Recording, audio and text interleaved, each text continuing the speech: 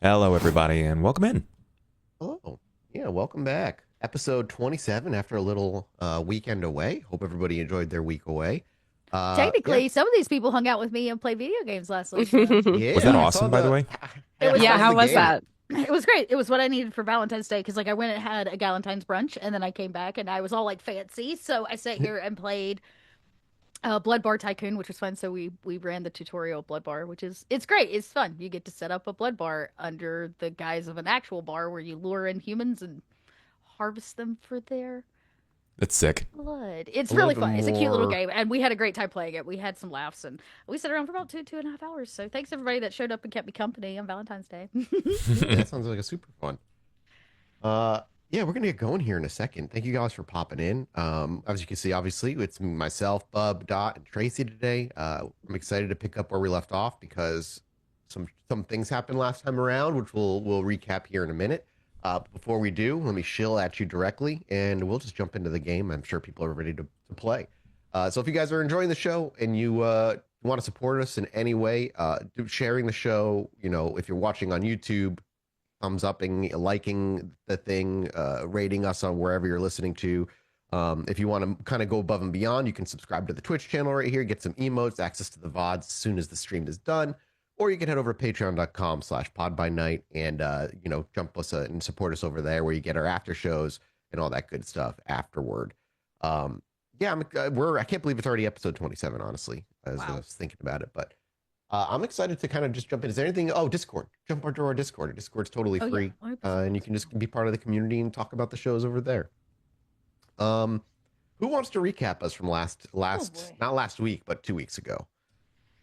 Well, Like I'm not vaguely. I remember what happened, but I don't know specific beats that maybe you would cover. But I know it was dealing with the Witch of the Yard's ramifications and all that stuff. Yeah. Okay. We went to the Witch of the Yard. Things didn't pan out. I don't think exactly like we planned. No. Bub, do you want to cover the outcome of your deal with the Witch of the Yard? David had a moment. I would say it's a moment of confidence that was very unlike him. I think it made him pretty unhappy, all things considered. He lost that childlike innocence, or I guess the thing that made him curious and sort of wishful for others. It was a very stark glance. I don't know if I like the character that way. I think what makes David like wholly unique is his hopefulness for people and the want to believe that there's more inside of him than just the monster. But it led him to, I mean, there was the event in the woods, right? Because we stumbled back into the bar. David had a real coming to terms moment in the mirror, and so this is after the Witch of the Yard. We went out for drinks. Yeah, we went. Sorry, I kind of jumped the gun there. Everybody had a drink before we saw Elle up on the back of the bike. No, you didn't even make it to a drink. You walked straight in and went to the bathroom. Yes. David did, and had a personal moment in the bathroom about the loss of his wings. Yeah. Yeah, there was some body horror type stuff where David tried to like make the wings come back. Really was. He did. And then he pieced out. He just walked out with flesh wings, naked, right? Yeah, butt ass naked. Yeah. Yeah, butt ass naked flesh wings. Oh, yeah, you had the opportunity to resist your frenzy and you gave into it. Yeah, and then you left wordlessly with wings on your back. Because I asked for help. Something to the effect of like, why are you leaving me helpless when I need help? We stuck around after Janet and Elspeth, and Janet was like, yo, when our Bruja buddy shows up, I think we need to, poke at him about what the hell he sent us to the Witch of the Yard. And she basically set Elspeth up to go flirt with our Bruja, which turned out great because you got a motorcycle ride out of it. And I mean, a literal motorcycle ride. Yep.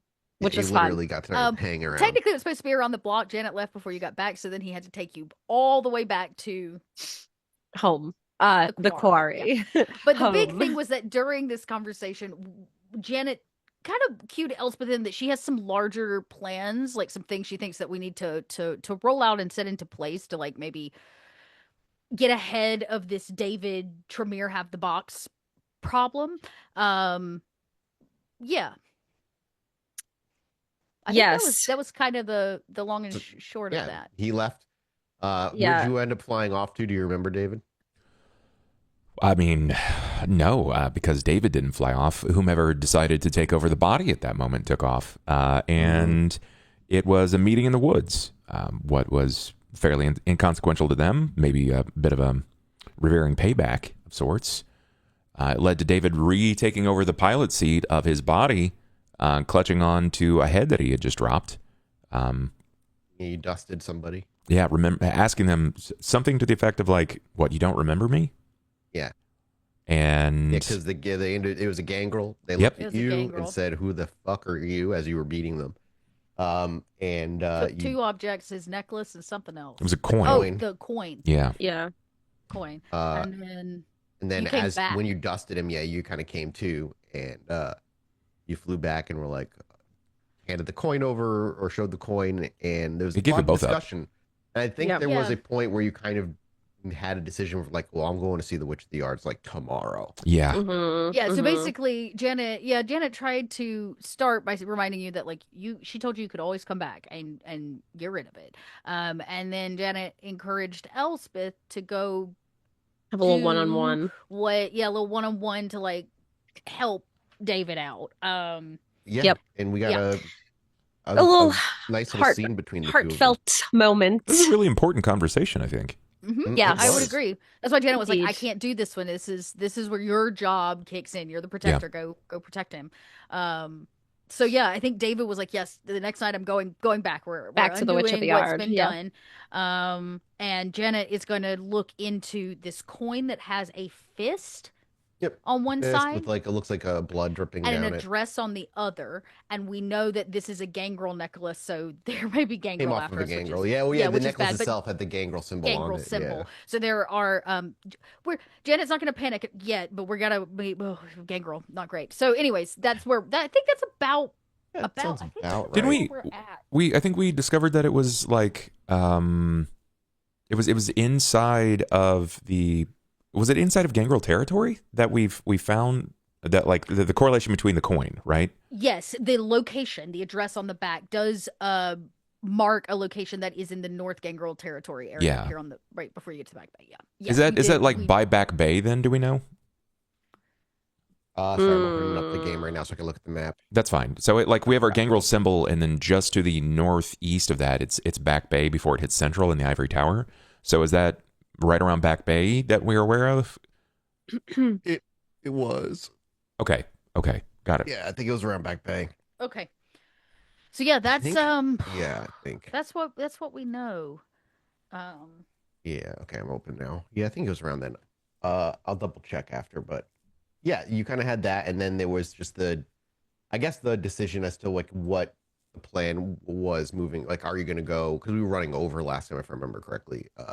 We had to kind of close the show out, but Basically Janet was like, "There's nothing we can do tonight. We all need to just take a moment, chill, comfort Yeah. David." And then the plan was when we wake up the next morning, if David's still Go feeling to the Witch of the way he's Yard. feeling, he can go back. Yeah, yes, Yeah. and And I want to check out those little items, Yeah. the gangrel items, and I want to see, check out them items.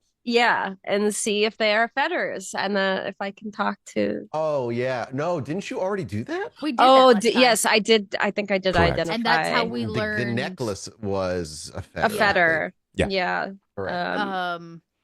Janet then will be happy to drop you by the Witch of the Yard, but she thought she would just drive by the location, scout the actual location on the coin. Oh yeah, sure. Yeah.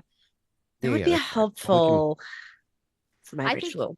Okay, so you know what? Janet wakes up. They've come through. They've probably done some construction during the day. It's night. And she's just gonna look. Well, you know what? Does David arise as a usual time? Is he staying in? Where is he at? I think How we about need to everybody check in makes with their David rouse first. check for the evening to wake Oh up, yes, it's a new day. and everybody can heal up their willpowers, whatever they used, if any.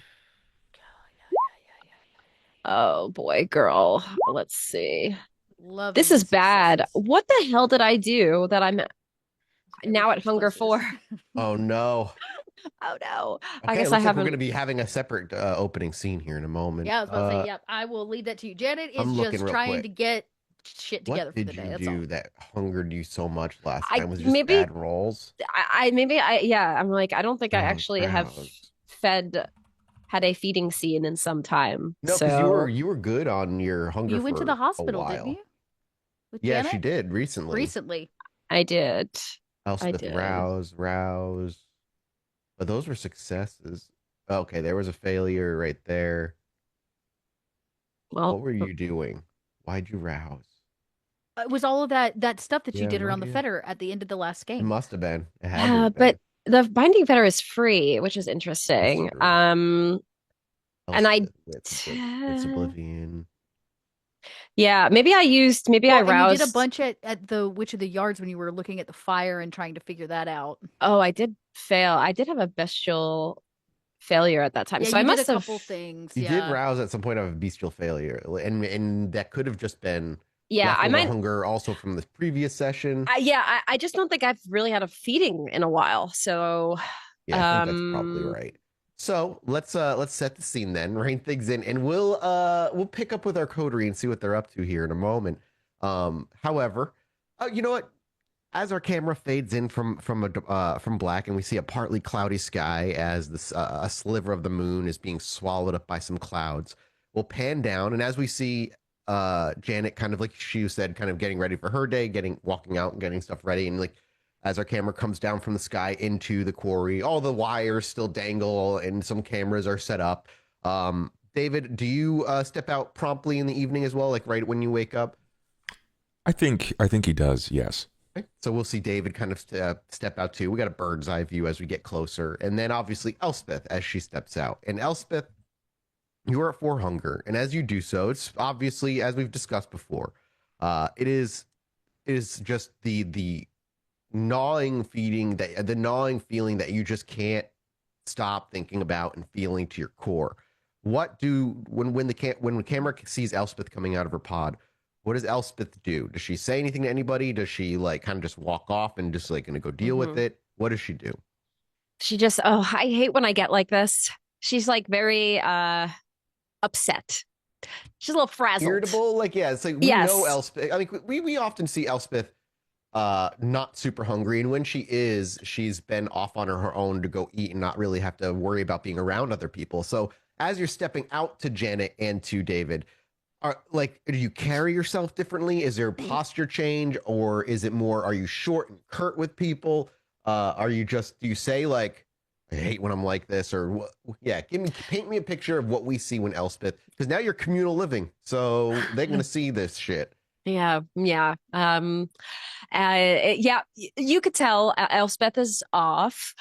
She does vocally share that with you all. And visually, she probably looks a little different too. She doesn't, when you rouse for the evening and your hunger is at that level, you don't think about the personal affications that you normally do, the personal hygiene, the things that you need to take care of, like brushing your hair and, putting your little black lipstick on for the evening. You're walking out like you were at a frat party the night before, and you are heading to your dorm at the moment. And as you walk out, does Elspeth just kind of walk by the coterie? Even if you throw some words at them, are you just like, I'm going? And where is Elspeth going? I need to take care of some things. I'll be back. And she just is like with a little growly voice. Our camera is like following Elspeth. We're just about shoulder level now. And as we're walking by Janet and David on the right, we just hear her throw those words out, half mumbled, half spoken, of like, I need to go take care of some things. I'll be right back. And like, as she's walking by, the camera maybe stops with Janet as Elspeth keeps going and turns to Janet and David as she walks out of focus. And she obviously looks disheveled. I mean, you can take a guess what's going on. She probably, you're all kindred. At the very least, Janet can probably guess what's going on. Yes. The question is, do you just let her go and do her thing? Or do you interject at all? Do you do anything whatsoever, Janet and David? I think David probably will not. He's very centrally focused on the current issue. Think like extreme neuroses. Glance. Hey, yes. David, honey, go with Elspeth so she doesn't kill anybody. Yes. Please. I will. Thank you. It's quite a possibility this evening.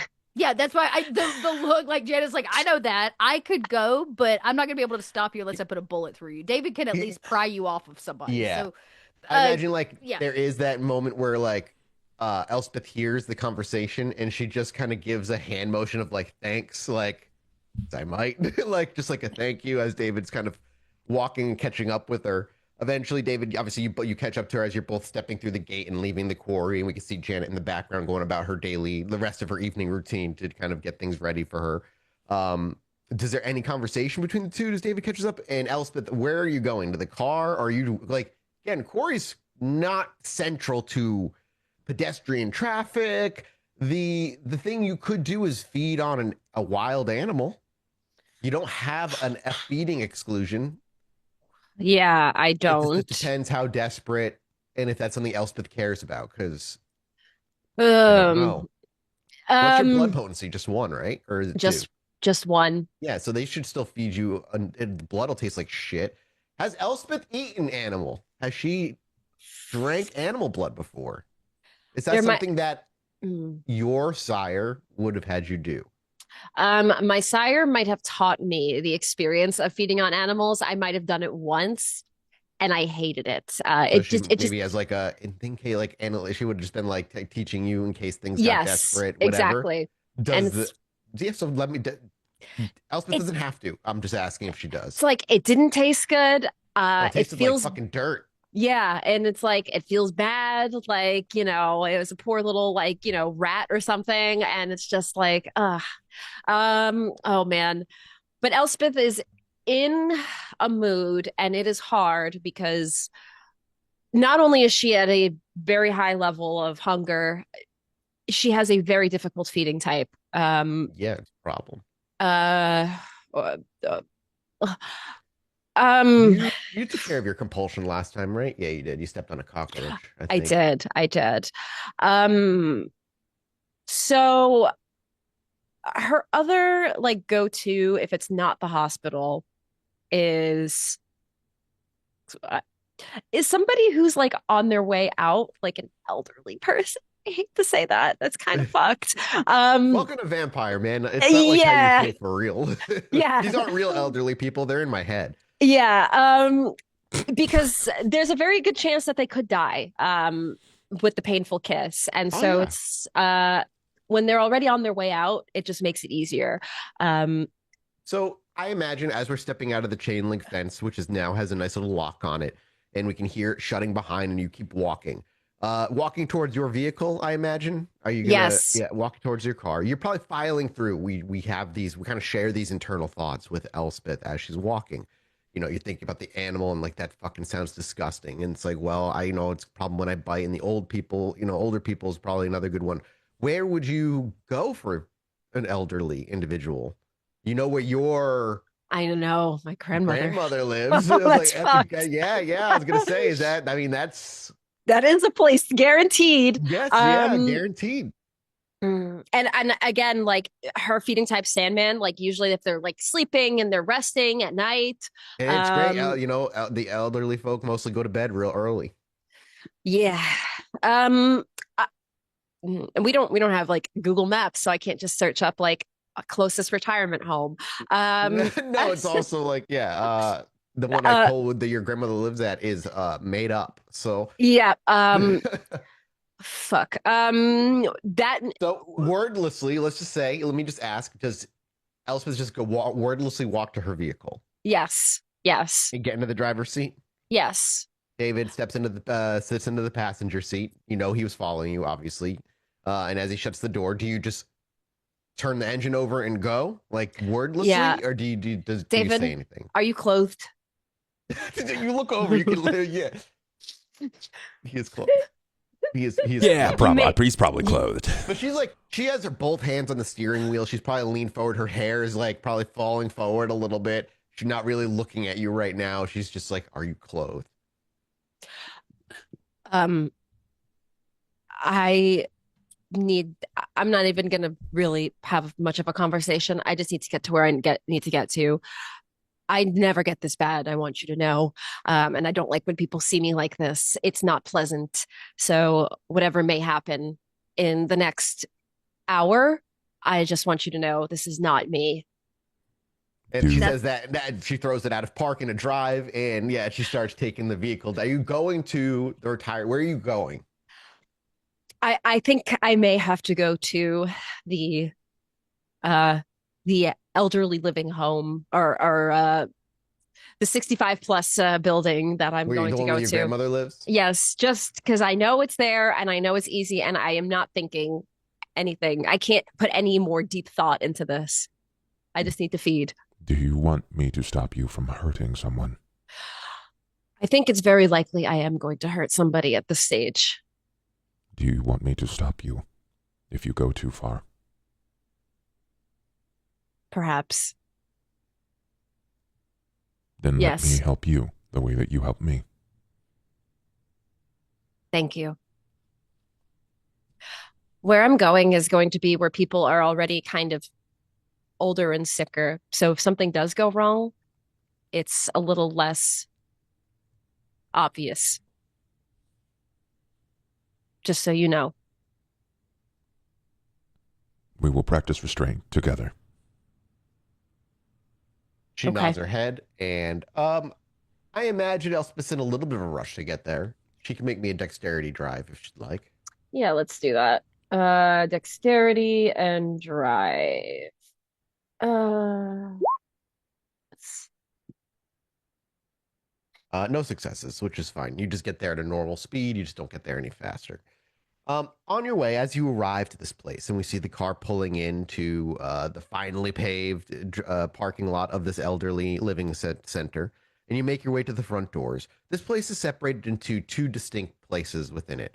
Though the area where the those who can still live on their own are given apartments and such, and then the assisted living area where they can't really live on their own and they have just someone there almost all the time Caretakers. helping them.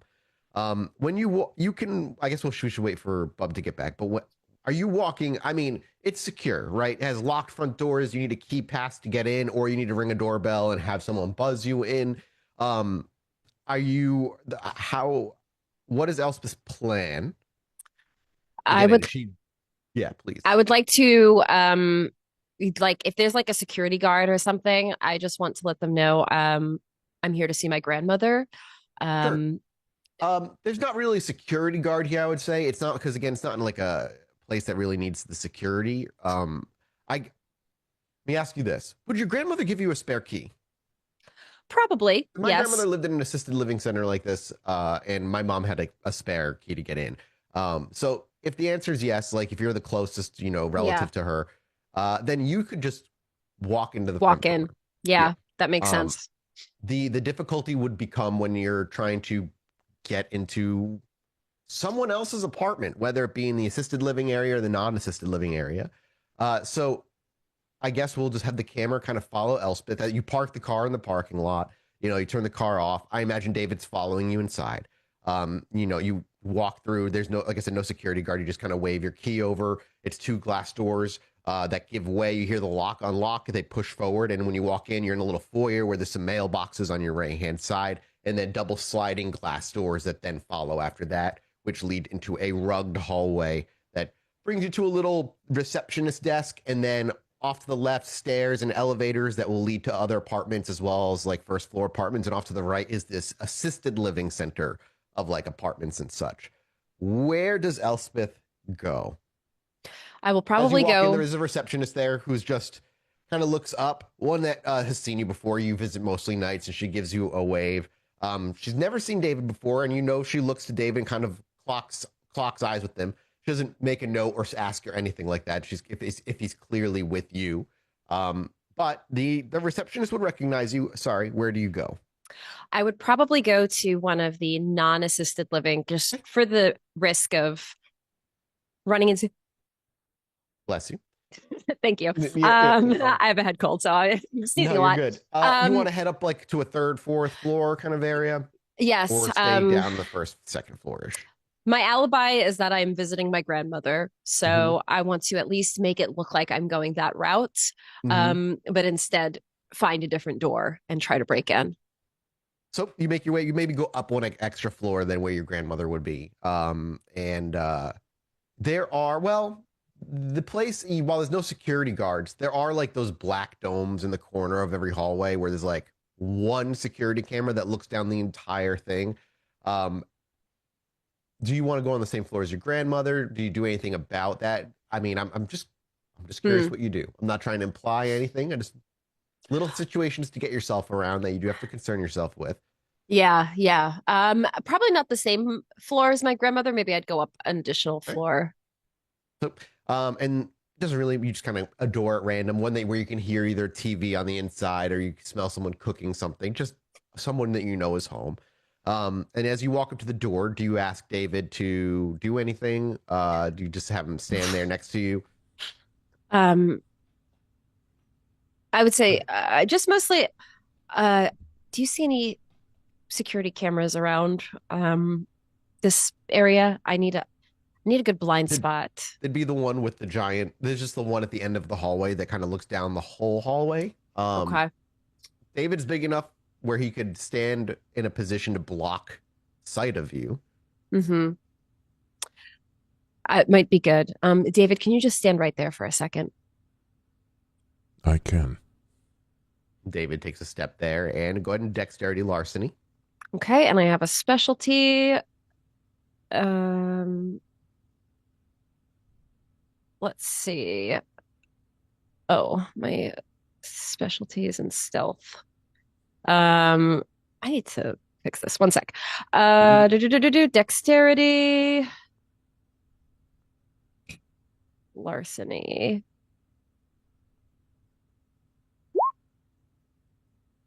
That's not great. And you can't re-roll any of them, unfortunately. Because I have so many hunger dice. But it's not a complete, utter bestial failure. It is just going to take a few minutes to work this thing. It's hardest, as we see, as our camera kind of pans down to Elspeth. Do you like pop a lockpick out of your hair? Is it in your purse? Where do you keep your little? Do you have a lockpick? Is that what you have? I have a little lockpick kit. Yeah. So you pull it out of where? Purse? In my purse, yeah. In your purse, you pop it out, and we see you just kind of start working. And the issue is, it's just very difficult for you to focus in this moment. It's hard for you to keep your thought process without jumping ahead in the thoughts and thinking about eating the person on the other side, and just having to rein yourself back in and put yourself back in the moment and focus on getting this fucking lock unlocked first. And after about somewhere around 5 or so minutes of there, and luckily nobody. Well, let me roll. I'll say it's late. Luckily nobody's stepped out of the door, but you never know. Okay. Lord. I did roll a 10. I will. You both make me a wits awareness roll. Oh God. All right. Wits and awareness. If you hear them coming, like you basically, okay, you critted. So Elspeth crits. Even if David only rolled 2, Elspeth crits. You would hear. You're so hyper aware at this moment. You would hear them coming to their door before they even open it. So you would end up standing up and just pretending like you're either having a conversation with David or walking down the hallway until they're fucking gone. You just fucking go back to it. Yeah. Eventually, the door unlocks, and I imagine you step in. I'm assuming David is stepping in with you. Yes. As you both step in and close the door behind you, do you lock it behind you? Yes. Okay. This apartment, like a lot of the apartments in here, it's basically the same setup as the one your grandmother lives in. It's almost identical, minus the furniture is not the same, and obviously it's not, the furniture itself is not exactly where your grandmother puts it. As you step inside, you would see little pictures of an old married couple along the wall, and there's like a little end table at the end of this little hallway that leads into this living room kitchen combo area, where you see an urn with some ashes and like a long crucifix hung around the urn itself, and a picture of what you imagine is the man's wife right above the urn. Are you both being quiet as you walk in? Like, are you dex stealthing? Okay, go ahead and make me dexterity stealth checks. I don't think David's moving. Okay, he just steps in and stays at the door and stays quiet. Yes. As you also step in, you wouldn't hear any TV on this side. The reason you picked this door is you heard the man snoring in his bed. The TV is off. Oh, thank you. I got Starbucks. Hell yeah. Lawless wife brings Starbucks. Just kidding. Sorry, a ninja call. Is he still relevant? I understood that reference. Thank you. So as you walk in, like I said, the TV's off. You could hear him snoring in the bedroom. That's just like the one room attached to this living room area. And there's a lingering smell of like old leather from the leather couch that has probably been in their possession. In fact, one of the pictures, you could see that leather couch. 1970s. Much newer than it is now. Exactly. It's very much a sentimental piece. You can't imagine it's comfortable to anyone other than the people who are already very used to sitting in it because it's shaped to them very specifically. And as you walk in, David doesn't move from the front door. You quietly move through the hallway into the kitchen, living room area, and then immediately to the room that is attached to that, which is a nice small bedroom. And you see the old man with his little bald head back turned to you, hunched over and kind of curled up, snoring away as he faces the window with the window's blinds already obviously closed and such. Mathis, when I no longer hear the snoring happen, that's when I'll move. Okay. What do you plan on doing here, Elspeth? Well, I think I'm just gonna. Are you gonna like murder him first? Because he will. There is always the risk if he's not fucking dead, him waking up and screaming and or fighting is going to be a very distinct possibility. I got to look again because I keep forgetting what the role is. Unless you have it up already. But first, what does Elspeth do? She steps into the room, and maybe there is a beat of hesitation. If you're at 4 hunger, it's the only thing you can think of, and you want to drain this man of every last drop, but you're still not a monster. There's maybe a little guilt, a little bit there that lingers, just looking at this victim of your future violence. What are you going to do? What does Elspeth do? Beat 1. She thinks for a minute. She assesses the room. She's gonna have to find something to gag this man, unfortunately, in case he does start screaming. I don't think she's going to kill him first. Sure. She's going to you want to grab socks out of a top sock drawer and just stuff it in his mouth because this is the usual. When drinking directly from a victim, Hecata may only take harmful drinks resulting in blood loss. Unwilling mortals not restrained will try to escape. And even those coerced or willing must succeed in a stamina resolve test against a difficulty 2 plus the bane severity in order to not recoil. What's your bane severity? 1? My bane severity, I believe, is just 1. Okay. He has to make a fucking constitution what save? Stamina and resolve. Stamina resolve? This old man has very little stamina. He might have some resolve, though. And that the other hand. And blood loss, we were saying before the show started, it counts as it's additional damage. Blood loss is an actual damage term. All right, let's bring it up. This is why we do 4-hour shows. Yeah, let me pull it. Let me just search it on Demiplane. 27 episodes. I feel like we were doing this in SOS too. 30 episodes and being like, what does this specific rule do again? Oh shit. Hold on. There's a actual thing blood for blood loss in the core rule book.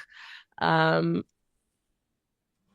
in blood loss into the little dictionary thing and give me anything.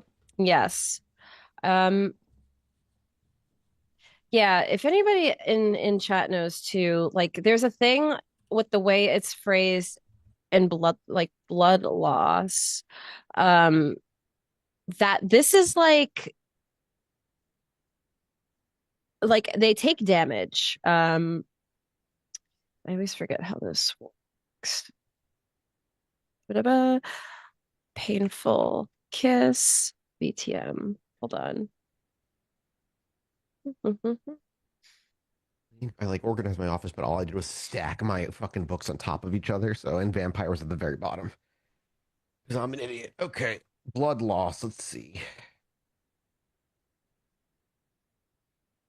One sec.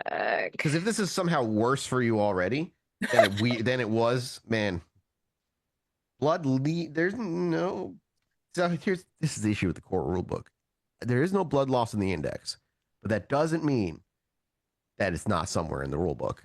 Yeah, I am 90% certain it is.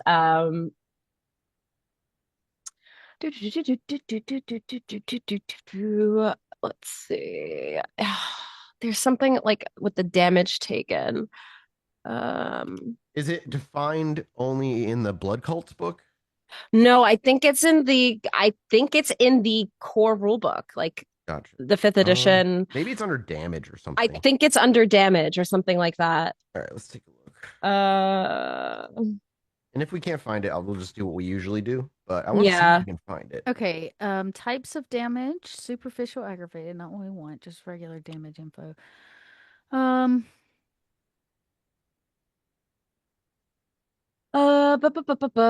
sec, guys.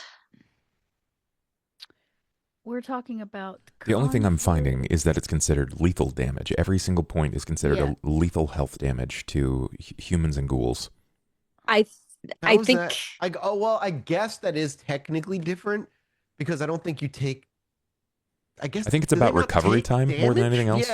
Yeah. I guess they don't. I guess tech by rule, when Page normal kindred feed, they don't take damage. So and I have the old version. VTM book. So I don't even know, guys. I need to we need to update our VTM books because somebody just give me control of VTM, please. I still have the Modifius Paradox, published. listen, just fire everybody Hang else. You on. already did that. Everybody And just hold let me tight. do Let's it. see. Bite attacks. It's under bite attacks. Yes. Okay. Okay. Vampires can Okay. use their fangs as a weapon during a brawl-based attack to bite. The player must declare their intent. Bite attacks are easier to defend. Regardless of the number of success rolled, vampire fangs do 2 points of damage with a win on a brawl roll. Feeding from other vampires, feeding from bag blood. Harmful drink from human that risks death and blah blah blah blah blah. 1 turn per hunger slaked. Yes, I think this is actually it. This chart on page so he's gonna 212. take 2 damage every turn. That's what it is. Holy yes, shit. and that's where I'm like, That Hakata sucks. always kill. Like that's the issue. That sucks. Oh, okay. That's awesome. This poor old man is not gonna live. Yeah, He's it sucks being a Hakata, guys. oh my god, that's so much worse. Hey, I mean, let me look something up. I don't think it's much. I think it's like a pool of 5 or 6, depending upon their health situation. Yeah, and it's like D&D where an NPC's health is like 2 HP. So if you, as an adventurer, hurt them, they're dead. No, it's like 5 or 6. I just scoped it out. They have like a pool of 5 or 6, depending upon their health conditions. So every time you damage track one Vita point from them, you are extracting 2 points, where someone else may extract less. So you kill them faster than everyone else. Have a stamina of 2, and it's usually stamina plus 3, right? Something like that. That's typically it. Yes. So they'll usually have baseline 5, but he's elderly, so he's probably going to have less than likely normal. 4. Yeah. So and then he has to make a composure resolve check to not scream, was it, or not fight back from his bane bite, from your bane? Yep. Okay. Yes, correct. So let's roll to the beginning of this. Oh Lord. You step into the room as described. He's got his back to you. The windows are drawn. You walk around his bed, and as you do, open up a couple top drawers until you find a pair of socks. And you grab that pair of socks. As you come to the side where he's sleeping, he hasn't woken up and hasn't heard you. Do you just prop his mouth open and just jam the socks in immediately? Let's be real. His mouth is open already. This man is snoring. He's a honk shoe kind of guy. Exactly. His mouth's already open. You just widen it a little bit further just to get the socks in there. You do it in a swift motion. You don't care if he wakes up. Go ahead and strength brawl me. Strength brawl. Okay. Yeah, but you're a kindred, and it doesn't really. Yeah, and he's an old man. And old man strength exists, but not as strong as Yes. 1 success. 1 success. Okay, I'm just going to say as long as you didn't roll no successes. Obviously, as you shove the socks into his mouth, his eyes snap open, and he goes from snoring to inhaling very quickly as the socks go in, and you hear. And that moment, David, you might not hear the muffled, but you hear the snoring stop. Yeah. And the snoring just goes. You just hear, and then as the socks go in, and he goes to maybe resist. You're already close enough, Elspeth, where you just kind of. As the socks go in his mouth, you probably leave your hand on his bottom jaw and use that momentum to shove his head to the side and expose his vein. As we see your fangs slide out from your gums as you get close to his neck. And just as David steps into the room, you see her sink her teeth in. And you're going to take your first bite and your first drink. So he's going to roll. He's going to take 2 damage immediately that he's going to have a hard time with. And composure resolve. No, resolve stamina. Yes. You literally told me and I forgot 3 times. It's stamina resolve. Yeah, stamina right. resolve. So his stamina, so his stamina is going to be a little lower than what a normal person's would. Let's see. Could you imagine like a DM screen with all of this pertinent information? Yeah. What a concept. Yeah. There's too many there's too many things. Yes, that needs to be organized better for sure. Okay. He needs to be a 2, was it? Difficulty plus my base 2 plus bane severity. severity needs to be a 3. So he only got 1. So okay. Yeah. He fights. Is that what happens? He does fight. Yes. As your teeth sink in, he starts to flail the best he can. Does David step in and do anything? Or does he allow her to handle it? I step closer and I am going to monitor like his health. If it looks like he starts to wane, then I'm gonna pull her off. Okay, he's gonna make a strength brawl check against you, trying to get you off. You make an opposed one, I imagine, as you're technically pinning him down. Yeah, it's opposed brawl, strength brawl. 2 successes for me. He's Trace. trying his best. Me? That's you. Yeah, against you. You're the one. But yeah, David's not pinning him down. No. He says if he looks like he's about to die, he's going Got to it. stop you. But yeah, the old man Oh, is fuck. fighting you. I might be in trouble. Oh, fuck. 2 failures. So as you drink that first point, and you do get a point down, so you're down to 3 hunger and not 4. It's just Do I have to roll a frenzy check while I'm feeding at hunger 4? 4. Oh Yeah, the blood. first taste of blood. Yeah, there's so much going on. I forgot. Yeah, give me a frenzy check. Yeah. It's like as his elbow collides with your jaw, you have to make a frenzy check. Yes. Oh, 1 sec. I roll resist frenzy. Here it is. I think you need. Let's see. Hold I thought it was on. 3 at I think it might be 4. 3. I think it's La-di-da-di-da. Tasting blood at 3, I think, is a Taste tasting of blood at blood while at hunger 4 or higher, difficulty 3. Yeah. Yep. She frenzies. So I'm about to frenzies. fuck this man up. It's the moment. I mean, as you take that first point, and there's this. You felt. Have you had a frenzy before with Elspeth? Actually, I think you have, right? Just once. I don't remember. I can't remember. I don't think she has with I Elle. don't think we have. I might have had to resist and I've succeeded, but I don't think I've failed. As you Oh, take Lord. this blood, you have felt this feeling before.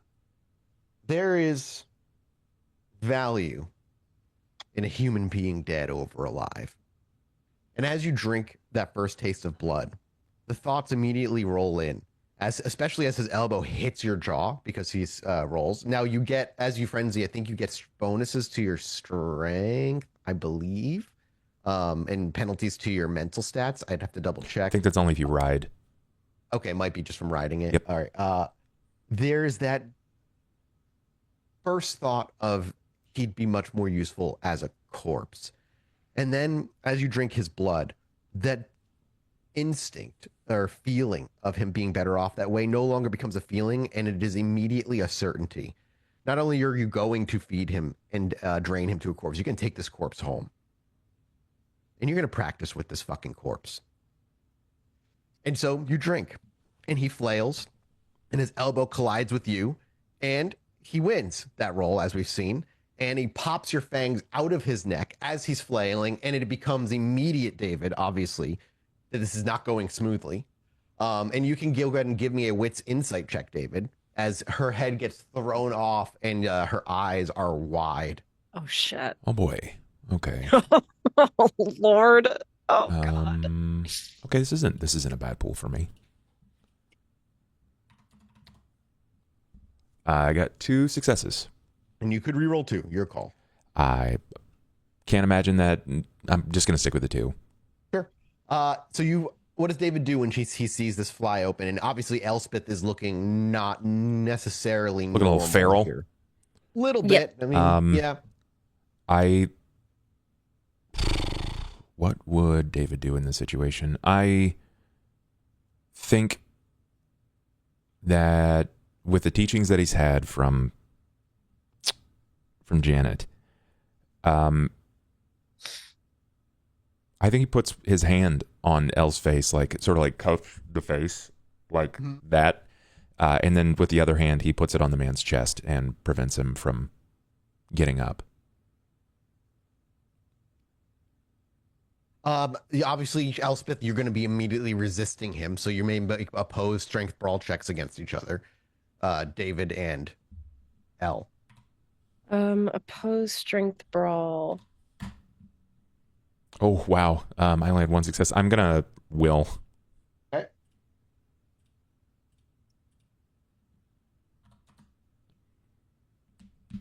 Okay, I had 3 successes. 2. So David succeeds on his roll, obviously, to kind of push her away from him. Is what you said you were doing? Yes.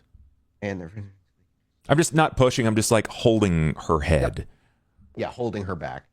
And the old man is. You want to? What about you? You want to hold him down too? Yeah. Did you feed? Did you get food, or was She this? got one You got point, one. so You she's got- at 3. But Okay. she's frenzying at the Okay. moment. He's still up. He's still awake, and now he's aware. Like he doesn't know what's happening necessarily. Only that he's being attacked, and maybe he thinks you went to slit his throat, or like you bit him. Maybe he knows you bit him, but you doesn't understand why. He's flailing about a bit. It doesn't take much for David to obviously hold him down, but it's more worrying about losing control of her than this guy. Yeah, I think David will I know the character's weight. I know that this is an elderly person. I think he's going to keep his hands free, one on her face, and he's just going to kind of bring like the top of his leg over the man's torso so that he can't roll away. Because I'm guessing that Elle is on the other side.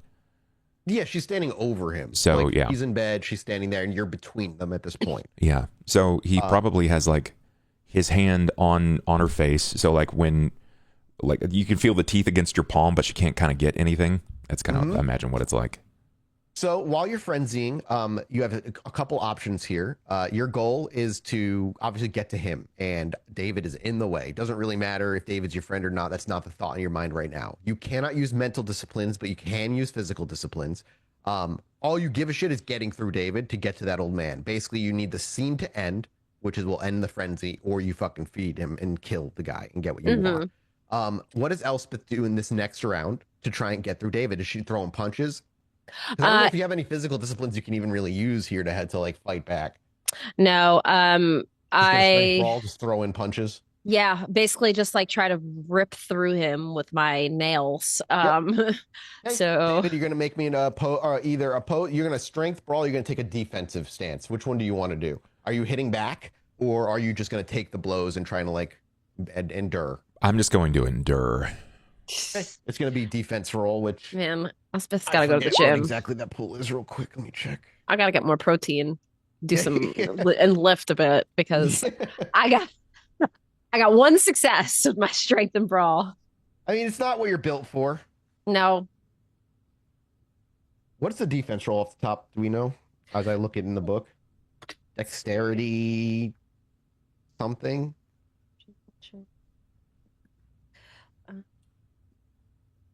let's see.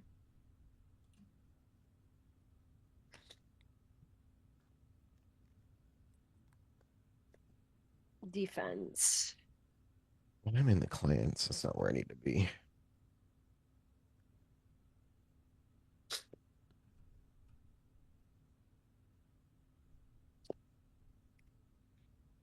It's in the index. I know it's a separate kind of roll. It's not a strength roll. It's probably a dex brawl. Is my if I had to go for a knee jerk reaction, I would say it's a dex brawl. Something like that. Yeah. Why is this so annoying?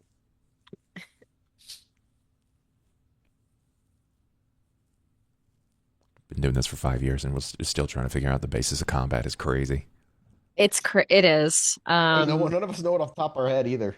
No, it's Is the question? just the way this game is. I What is fear our question? What are you rolling for defense? It's defensive rolls. a defensive. Yeah, When you're just Because we understand we understand offense, but it's still going to be an attribute plus a skill. We're just not sure if it's athletics or brawl. I think it's brawl. I think it's the same. I think it's also brawl, but I'm not think sure if it's it's brawl. strength or dexterity. I can't even find the combat section of this fucking book. Holy shit. It's cool. Let's see. Dodge is not in there. Okay, so it is combat. That's how they reference it. We are in physical combat. It's either Spurs, dex blah, blah, athletics, blah. which is the equivalent of a dodge, or dexterity brawl, which is block parry. Are we grappling? No. Okay. You're blocking? We are defending versus Well, she's not ranged grappling you. attacks. She like this is between you and her. No, you're just gonna defense. You're just going defense. If you're grappling, it's a strength brawl. If you're just defending against her blows, it's a different role. Defense against the blow. It's dex brawl. It's Dex Brawl. That's I'm pretty sure that's what we rolled for Dakota. I think it's Dex Brawl. My gut tells That me makes it's sense to me. I'm about to throw this book out the window. I absolutely loathe this organization. So you want me to roll a Dex Brawl? Yeah, go ahead and make your Dex Brawl roll. Got I'm it. just looking for it for my own satisfaction now. It's also a very good roll for me. I'm sure it Unless is. I roll like shit. Did you already roll your Strength Brawl? I did. I rolled I one. have 4 successes off of You critted. critical. Yeah. And what'd you roll, Elspeth? How many? Uno. One. Yeah. So then, yeah. David obviously is able to completely nullify any and all swipes you're making at him. You're making what are arguably predictable attacks as you're just winding up and flailing like a wild beast would flail. Damn, Tracy, 2 games back to back where my character is pulling yours off of another dude. You're It right. So, David, as the rounds continue, what's the plan here? She's Um, going to keep trying to go through you until she gets to it. well, I mean, David is aware that the frenzy, this feral state eventually ends.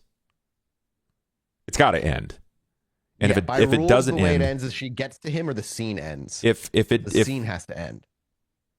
okay, I'm gonna DM you, Mathis, because I think this is what David would do in this moment. Uh-oh. Hold the line. Look, David, I just need a new body to experiment with.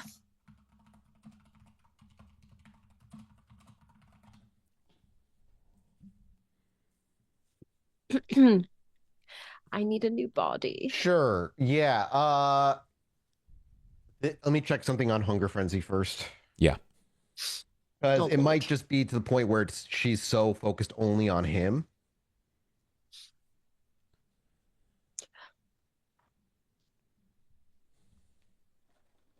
219.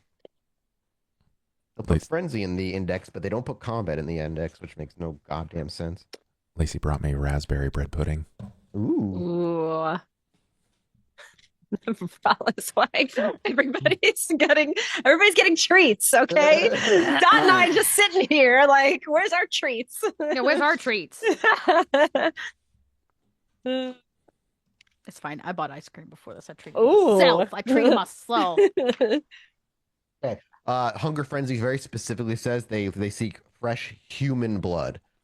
So she is only going to be going for the human, no matter how you make yourself. That is not how the beast works. Sure, but if I force it, it still won't quell the frenzy. The frenzy is specifically for human blood. Human blood, meaning it can't come from a bag, and it can't even be an animal. When she's in this mode, it is human blood only. Then I will persist in restraining. 1 second. I'm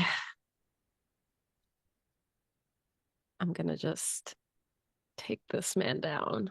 Well, if he doesn't start punching you and putting you unconscious, you will eventually overpower him. Let's go. That's my goal. Like, I don't know if I can just ride this, because that's might be what I do. Okay. You have to make the decision to ride it before you try to resist it. You can't roll. You can't even roll. You have to make a decision. Really, what this boils down to is either you're going to get your hands on him, or David is going to knock you unconscious. Knock me out. Yeah. Ending the scene has to come to a definitive end here. Okay.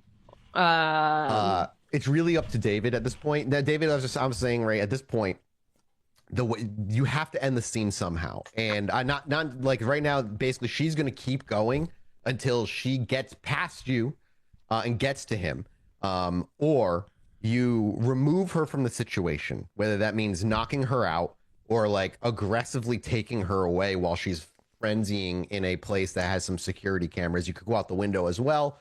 But you'd have to knock this old man out as well. You're in a difficult situation with her frenzying right now. That is difficult. I think it would be more difficult for someone who doesn't understand the broader concepts at play. But you're not really sure what to do here. I guess David's really never really dealt with this on his own before, and you're holding her back. And you can make a few more rolls, but like she is never, as long as that man is there and in her sight. until her beast is quelled. She's going to be trying to rip through you. Okay. And I will. Oh, give her enough time. Okay. She will. Yeah. David is definitely aware that Kindred can come back from the brink of death. Oh, yeah. Is there a way that David can... he's got such a depth of understanding of like anatomy. Can you just break her neck? Oh, Yeah, you oppose grapple check first. damn. Strength brawls against both of you. All right. You know you're gonna win. I got 2 fucking dice in this pool. I can't even I can't even willpower reroll because they're all hunger dice. I got 5 successes. Against you, Elspeth's one. You immediately, you're probably holding her back a few times. She's clawing at you, not really doing much damage because you're just able to roll higher than her almost every single time. And eventually you realize, okay, this isn't stopping. You maybe 10, 15 seconds in, the old man is becoming ornery. Keeps reaching for the sock in his mouth. You keep having to like lay your foot on heavily, make sure his arms don't move. Sure. And you're dealing with her swiping at you and trying to get by you. Eventually, like, fuck, okay, I need to make a decision. And a swift move. When she makes for a lunge, you allow her, you instead of blocking, slightly adjust, allow her momentum to carry her forward. So you pivot behind her, throw both your hands under her neck and under her throat. And we'll go ahead and make me, Elspeth, you can go ahead and make me one more strength brawl versus his strength brawl. Because he wins the grapple. Now he's going to make the attempt. Oh, shit. Okay. Unfortunately for Elspeth, you roll 2 dice. Yep. It is unfortunate. David, go ahead and make me yours as well. Strength brawl again? Yes, sir. Got it. Lord. 2 failures on Elspeth's, since she can't re-roll them. 4 successes. Okay. Yeah. And as you kind of you level your left hand palm against her chin, and then the other one in the back of her head, in one swift motion, just assuming your logic and understanding of Kindred is correct, you move, snap, there's a loud pop, and her tense muscles and her arms instantly just drop by her side, and her body goes completely limp in your arms. The frenzy is over. Do I take like some superficial or aggravated damage from that? You will take superficial damage, essentially. That puts you into a paralyzed state, kind of a torpor-esque state. It doesn't remove your head, luckily. So you kind of like fall to the ground. The old man immediately stops and looks shocked. Just seeing that happen. What do you do with the old man? I am going to, for the sake of the experience, I'm going to feed until he's unconscious from him. Okay. And then I'm going to give him my blood. I need to write this down real quick. Hang on a second. Okay. Huh? You only need to feed 1 more point off of him, and he will go unconscious. He's in pain. Luckily, he's an aggressive, right? Like I'm just saying this for Trace. Like he's in pain. Like this guy is going to wake up later and be like, "What the fuck?" Right? Like he's going to be in full on panic mode. So David's going to clean up the best that he could with him alive. He's going to feed until he's unconscious, and then he's going to remake his room like the way that he was sleeping. Like it was just a horrible nightmare. Sure. So you feed on him. You lick the wound close, obviously, in doing so. You give him a point of your vitae. So again, make sure mark yourself down to 2 hunger. Yep.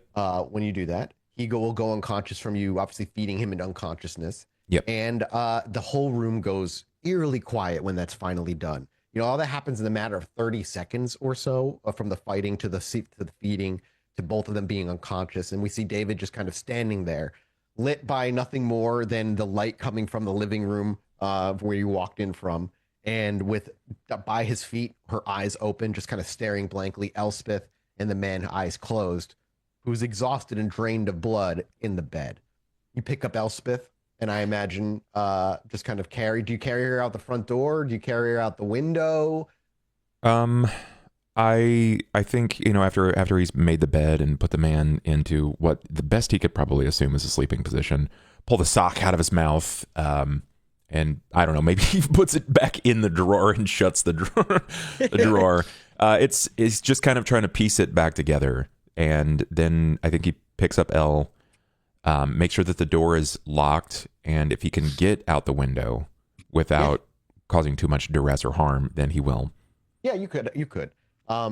It's not like this is his apartment doesn't face like the main street or the parking lot. It more faces the back where there's a line of trees. There's really not much out there, so you can easily slip out the window, and you do. And you still have light as a feather, so you can kind of fall without taking much damage. And you're carrying Elspeth, obviously, but you're still kindred. And as you fall and land on your knees, and we see you kind of take the shock and impact as Elspeth's limp body her jostles a little bit in your arms, we see you walk off, heading back to the quarry. And I know it's early, by about 15 to 20 minutes, but let's take a break here because I need to go look something up real quick for a rule. And also I need to go to the bathroom. So we'll be back in about 5-10 minutes, and we'll be back for the rest of the show. All right, guys. See you soon.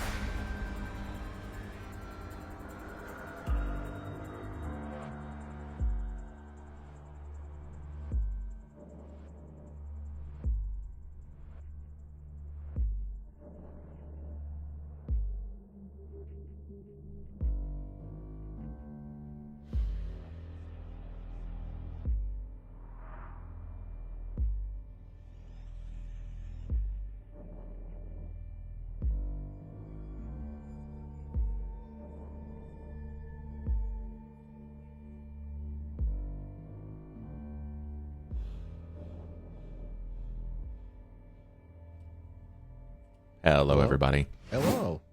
All right, back from break. We're just gonna jump into it because that opening hour was not the expected opening hour, which I love. So as our camera kind of fades back into the game, we're actually just at the interior of the car. We hear the door shut as our camera snaps in, and we see. I imagine you're putting her in the passenger seat, and David goes into the driver's seat for a moment, or do you put her in the driver's seat? Yeah, because she's not necessarily going to wake up right away. It depends on when she decides to rouse the blood, because she's conscious in there. Wait, do you put her driver's seat? Or do you put her passenger seat? You tell me. I think he's going to put her in the passenger seat. Okay. And do you do it? What do you do after that? I'll get into the driver's seat and I'll sit there for a moment after, pushing the chair all the way back. Yeah, we can hear the chair because it gets all the way rolled back, just barely enough space to be only mildly uncomfortable for you. And I think he kind of looks at his surroundings and takes everything in for a moment before he looks down to his palm and realizes that she's a kindred. She'll bounce back from this, but that she's probably going to wake up still hungry from what's occurred. So, as you look around, taking everything in, it's like the dull amber glow of like the parking lot lights that just illuminate the few cars that are here, those visitors and mostly employees working this place. Our camera pans down from that to your palm as you look over to Elspeth, and we wordlessly take all that in. And do you use a knife? Do you use your finger? Do you just like... I'm gonna use my finger to do this. I'm gonna kind of like with one hand, I'm gonna sit her in a position where her head's tilted back and pry open the jaw. Yep, it just kind of opens and lazily hangs as she gazes upward at the ceiling, just blankly. And we see you. I think he does. He flinches across like the wrist, and as he pulls the wrist up to her mouth, he'll kind of flex a few times, pushing the vitae out. And David would probably say something to the equivalent of like, "We must be more careful with how we feed.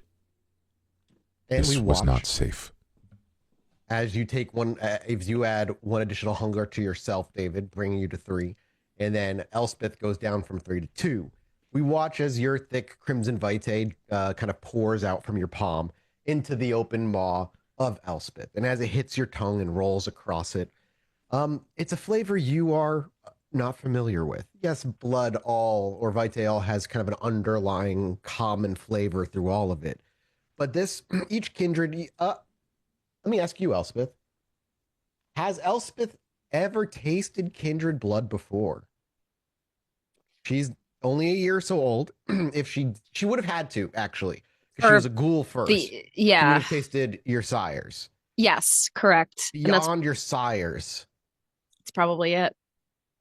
there is a stark difference in taste between the vitae of your sire, which had like an old kind of ancient feel to it, not like old dirt, but like if you were to compare it to a wine, something that has sat around for quite a long time, carries an essence of other things and other beings in it, like a lineage that you can almost taste here.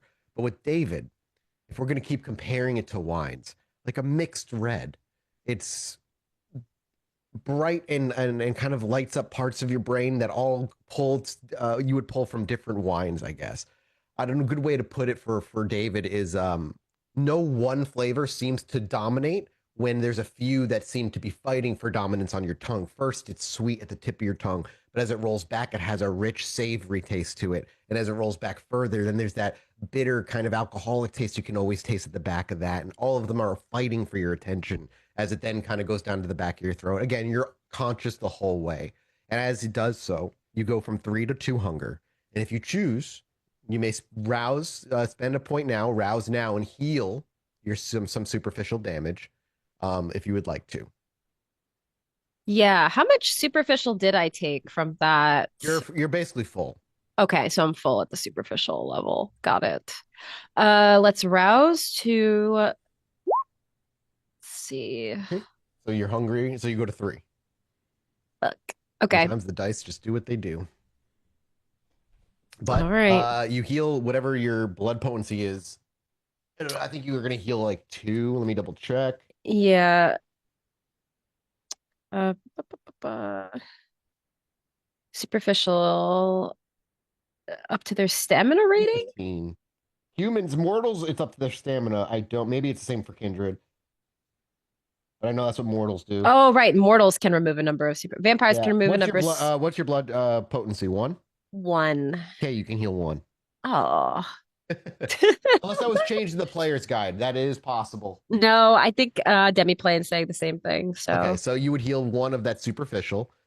You're gonna this is gonna be a long, many nights of healing. You'll basically heal 1 every night as you rouse check to wake up automatically.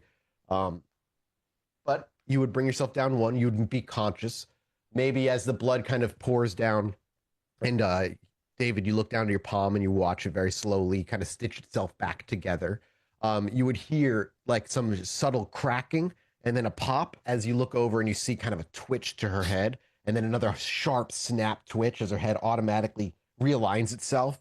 And as she does, her eyes blink. She kind of closes her jaw.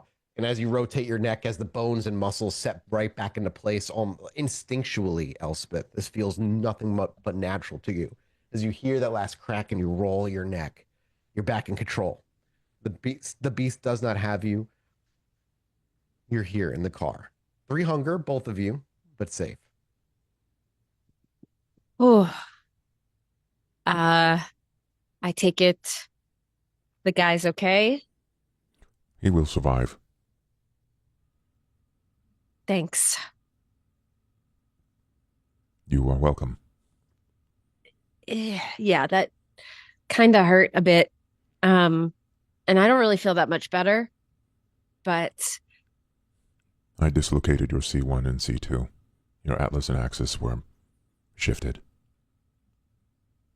you really are good with the anatomy stuff, huh? I like bodies.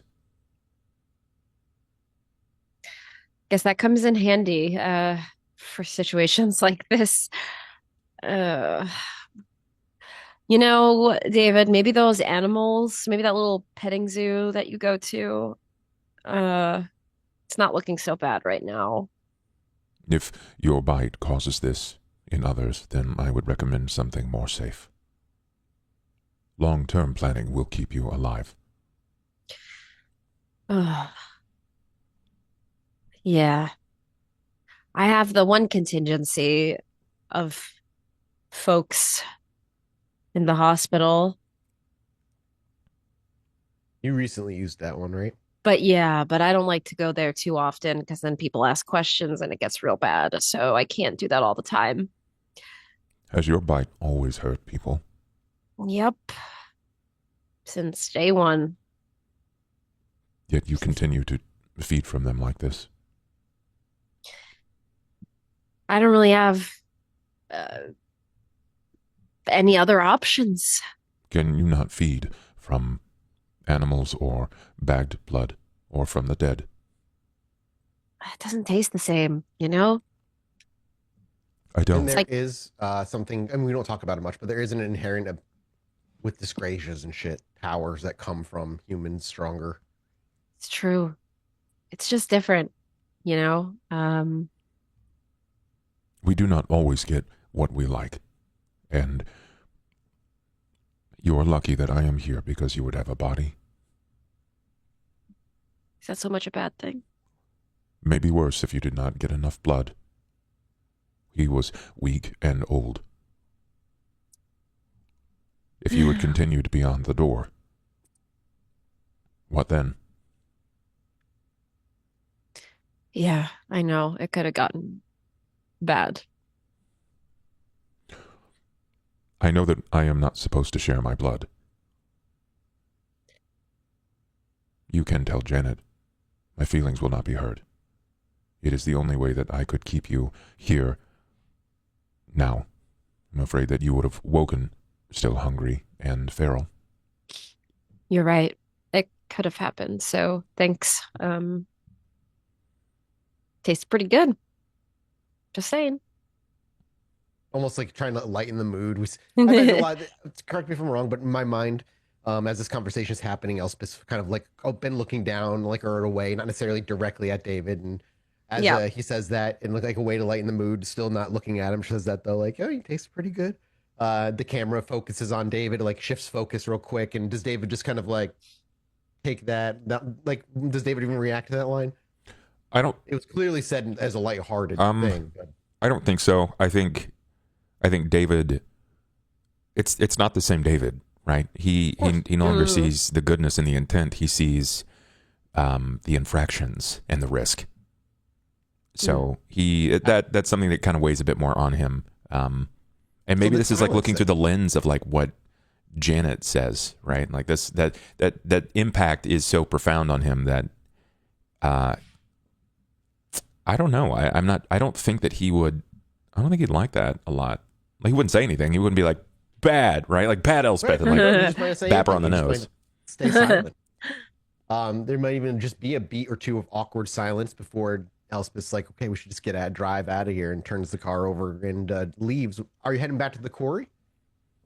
How far away am I from the yards? From where you are, because she was out near the Cambridge area, this area, like not out in Cambridge specifically. I mean, you're like an hour away, maybe a little less, maybe like 40 minutes away. You'd have to ask Elspeth to drive you there. Do we want to stop back at the quarry first? Probably, yeah. Yeah. We should stop back. Yeah. And the drive back is relatively peaceful, maybe even a little bit more silent than usual. They're gone. I would say, Janet, they're not gone that long. Like this felt like a long time, but they're gone in like less than an hour, maybe just about an hour. Maybe a 30-minute drive there. They were in the building for 10 minutes, 30-minute drive back. When they arrive back, you've got just Magpie around. He showed up at some point and he's just doing security stuff and kind of setting up security, and very much does everything he possibly can to stay out of your way. Like, okay, good. I'll probably desperately doing tries to paperwork avoid or you. checking stuff. Yeah. Yeah, exactly. And you would hear Elspeth's car roll up and rumble up as they get back, and you would, David and Elspeth would both rejoin you. Elspeth looks about the same, honestly, since that she left. She just kind of left all kind of haggard. Doesn't look any much different. The truth is, Janet knew you needed to feed, and she doesn't. As long as you didn't break the masquerade, she doesn't give fucks. So I think she just sees you pull up. She kind of waves as she's like flipping paperwork or doing whatever Janet does. But yeah, she's not concerned. Hey Janet. Just had a little feeding excursion. Didn't go the best. I got a little frazzled, but David helped out, so That's why I asked him to go with you. I'm glad you did. Janet Janetti knows a thing or two about a thing or two. Yes, you do. So why do you sound so down in the dumps? Don't you feel better? Not really. She's still at 3 hunger now, you know. You know that how when it happens and you get like you can't really control it. Well, David held me back and I didn't really get too much from it. So I'm still pretty hungry. You know what you need? Blood? Well, yeah, a victim. You need a regular source of maybe people that enjoy pain. Have you considered a BDSM club? I've never been to one. I mean, if you're struggling with people fighting against the pain, you might as well go where people who like are pain. into it. Yeah, that's not a bad idea. A thing or two about a thing or two. Okay, so on to business. Are we ready to move on? Yes. Business as always. David, Janet. how are you feeling about your new meat suit? I do not like it. What would you like to do about that? I wish to have my wings back. Would you like to go tell the Witch of the Odd about it? Yes. Well, get back in the car, but we're not driving that horse. Okay. David runs kind of swiftly, very light-footed, like almost like a child to his pod, and he gets one of the books that were brought up last week. It's of the 10 books that David brought from the library of Janet, and it is the Zen of Art and Motorcycle Maintenance by Robert Pirsig. Well, is that like light reading for the trip? This is for L. For your boyfriend.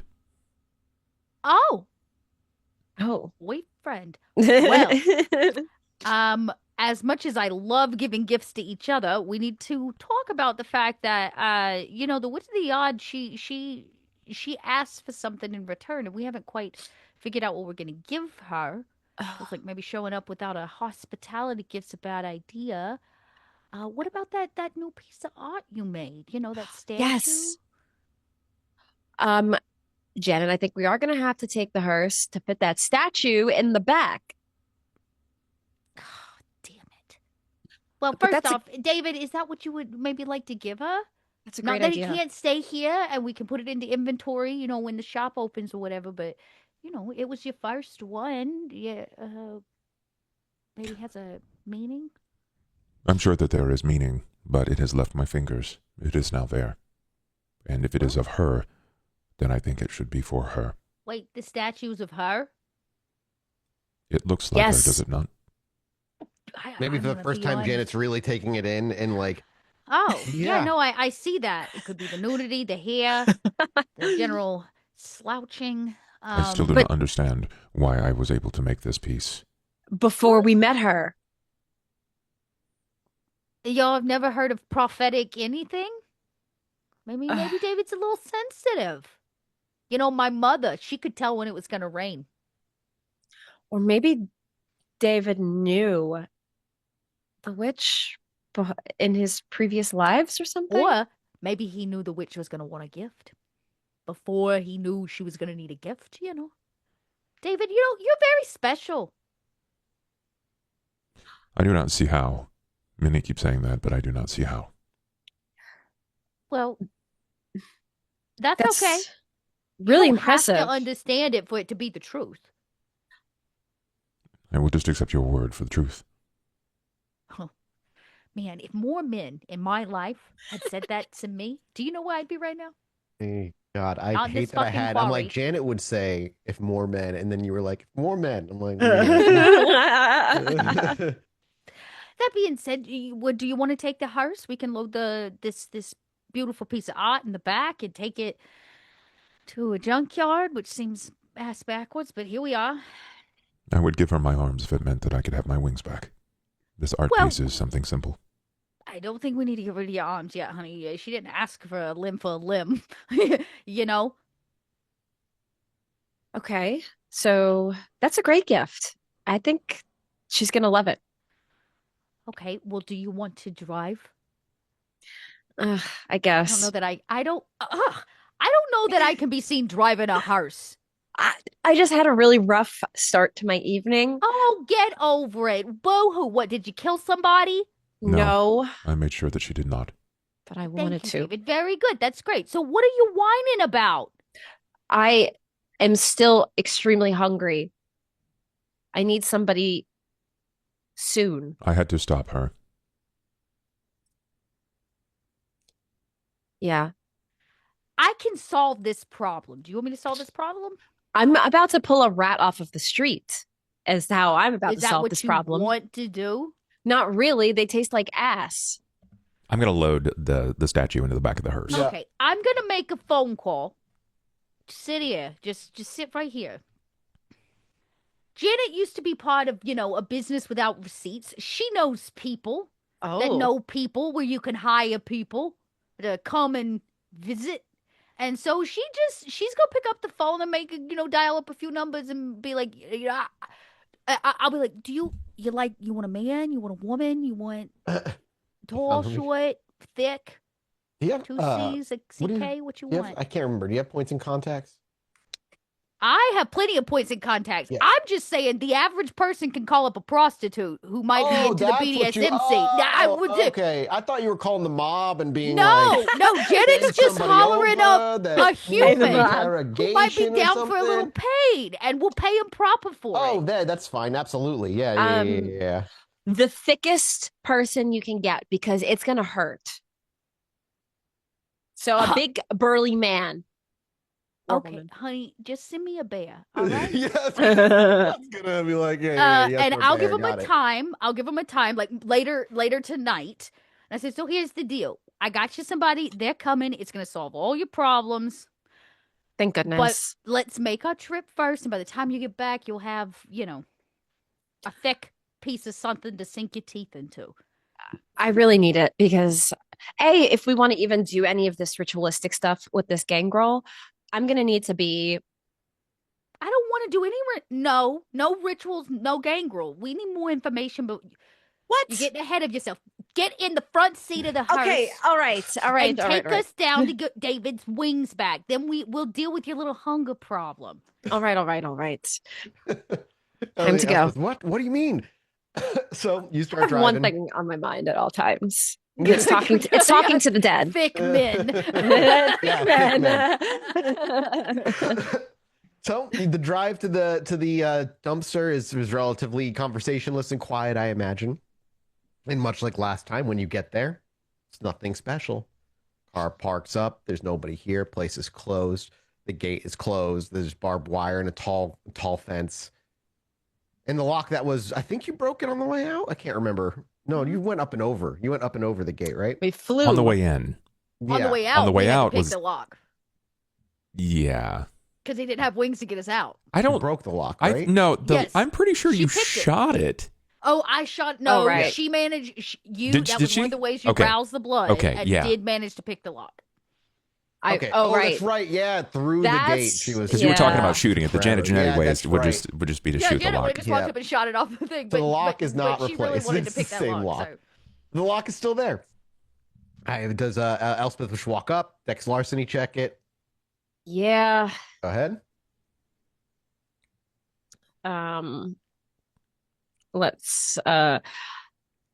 Let's make this roll. I realize I need to put points in larceny. I have points in stealth, and I realize that it needs to be in larceny. Oh my god, are we going through this? Now I go shoot the lock. Yeah, you rolled no successes. So you're.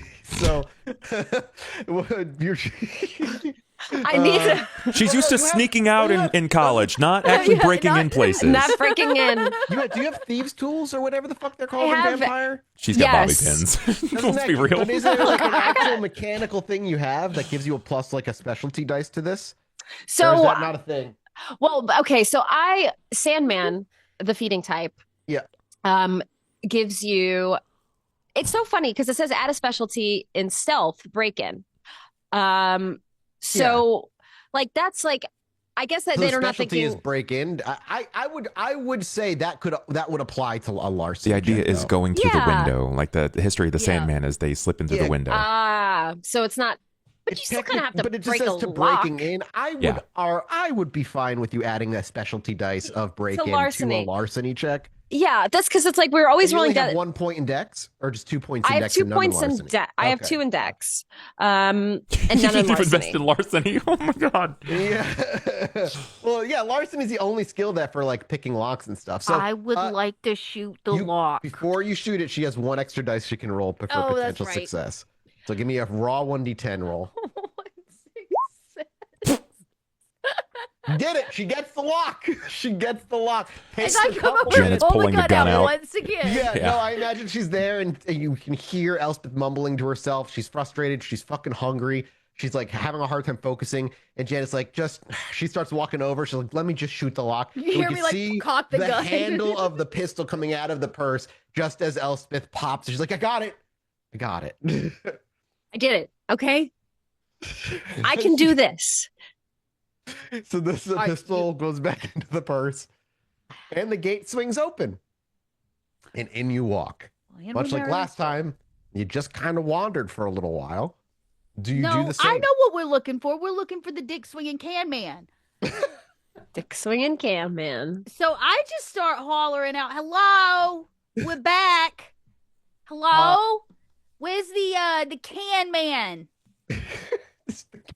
You step in, you're at the entrance still. Hey, You're Crab saying walks this? in. Yeah, he just starts shuffling in. You have no response.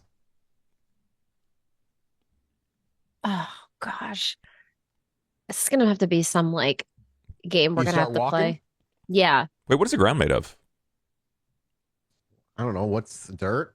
Is it Trash. dirt or is it like There's like cement? probably what? Oh man, that is a question I've never thought of. What is it? What is the ground in a dump? Well, I mean, are we in a landfill? Are we in something where they like barge move it across? Because like that's in New York. Yeah. There's a barge to move it across. Yeah, I would say it's something like that. It's concrete. Yeah. All right, concrete. There you go. Landfill operations. Blah, blah, blah. Yeah. Is there something that I could part of my disciplines here to sort of like reach through the stone and try to feel a location through the concrete? Oh, I see what you're saying. You can make an attempt. Sure, I'd like to try. What ability do you use? Let's see here. This is Visceratica, and it is going to be here. Let's look at system for this.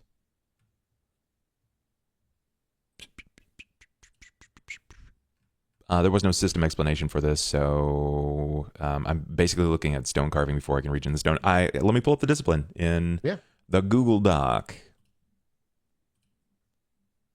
I just realized the bane severity for blood potency 1 is 2, not 1. Okay, so it would have been a four. But he still failed, Yeah. regardless. He failed. Yeah, Rough. but I was just looking that up. Wouldn't be wall milled. Stone, so in this case it would be like Stone's Whisper. Cost is 1 rouse. There is no die pool, it's a rouse check. Okay. So rouse, and then I'm gonna guess like an awareness resolve, awareness wit, something like that. Yeah, I'm looking. Wits awareness obviously is like the go-to. It's a big mistake for me to do that. I'm at hunger 4. Yep. Okay. Yeah, give me a Oh. wits awareness. We're cooked.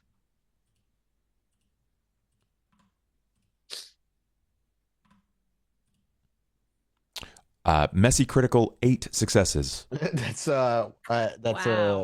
do you have a compulsion? Is it just a create? Oh, The compulsion, let's take a look on the reverse side. After suffering, okay. No. It has everything to do with recognizing dominate and then suffering dice penalty equal to bane severity. My compulsion is not matched. We're gonna wait, hold on. The vampire feels abrupt clarity that they are and will be alone in the world without anyone on their side. On their soul to call on a friend. Crushing isolation haunts them, making it difficult to be sure of themselves around others. They receive additional 2 dice penalties on charisma checks, manipulation, composure, and resolve until someone demonstrates allegiance to them by performing an uncoerced action for the direct benefit of this kindred. Oh, That fits David rather well. However that plays out doesn't necessarily dominate the moment right now. And as you kind of just like, do we see you slip out of your shoes and let like your bare feet kind of stand on the concrete? Do you drop to a knee and place your hands down on it? And what exactly do we see David do? I can't imagine David even has shoes. Usually he wouldn't. Does he have shoes at all? Did he ever get any? We never got shoes. We just got a suit. Yeah, so you might have socks or something on at most. Yeah, I think he probably he does the one leg up thing where you lift your leg and use your toe to kind of peel off the sock, right? Yep, And then he does it with both feet because he's still holding onto the statue. Mm-hmm. And then he just kind of lets his feet nestle into the ground and just pauses while they're calling out to Dick Can Man. Yeah. As you lay your feet onto the concrete, it's not any echoing or sensation of movement, but a sensation of warmth that draws you. And it pulls you directly ahead. You could feel the warmth at a distance, just barely kind of reaching under the balls of your feet, giving you a sensation. And as you maybe take a step or two forward, you can feel the warmth grow as you do so. While you do not see any dim orange flame or anything over any heaps of garbage or refuse, there is a level of warmth you seem able to follow. Okay. Do you wordlessly do it? Or do you say anything? Yeah, I think David just starts walking and following the heat. Elspeth and Janet just following. So Follow him. Yeah, he seems to know where he's going. So you basically just walk straight ahead for about 5 minutes, which is seemingly a pretty long time.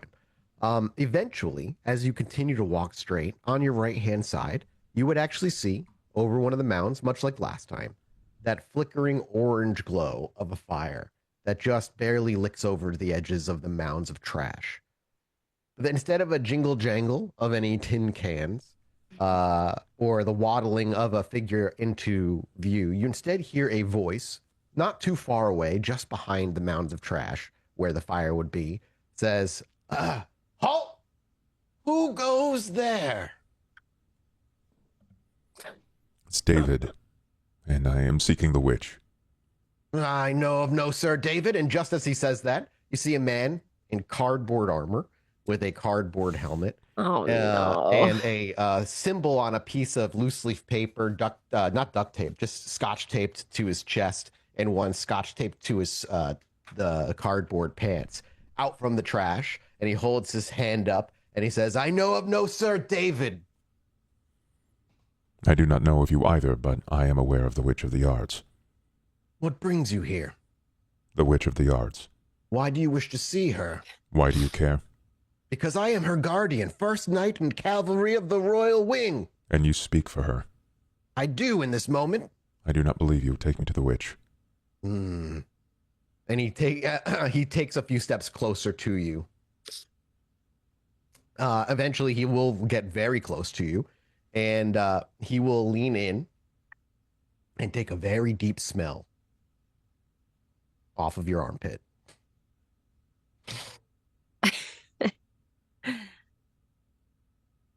Are you "Who are the satisfied? girls?" They are my friends. They are my family.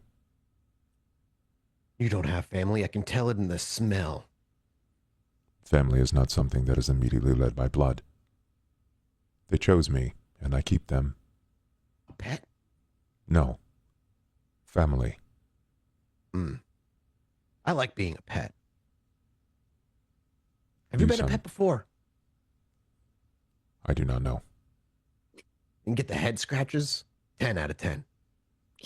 I will keep that in mind. Please take me to the Witch of the Yards. Hang on a second. And he just turns around and walks back around the corner from whence he came. Gone for about 30, 45 seconds. Does he not seem very strange? He seems very strange. Yeah. Yep, Worse than the not other what guy. I was expecting. Do I smell? No. No, I think he just has a sixth sense that we are not He privy steps back to. out mid Elspeth's sentence and he goes, By my honorable word of Sir Cardboard of the Witch, you may pass. Cardboard? Go. That's my name.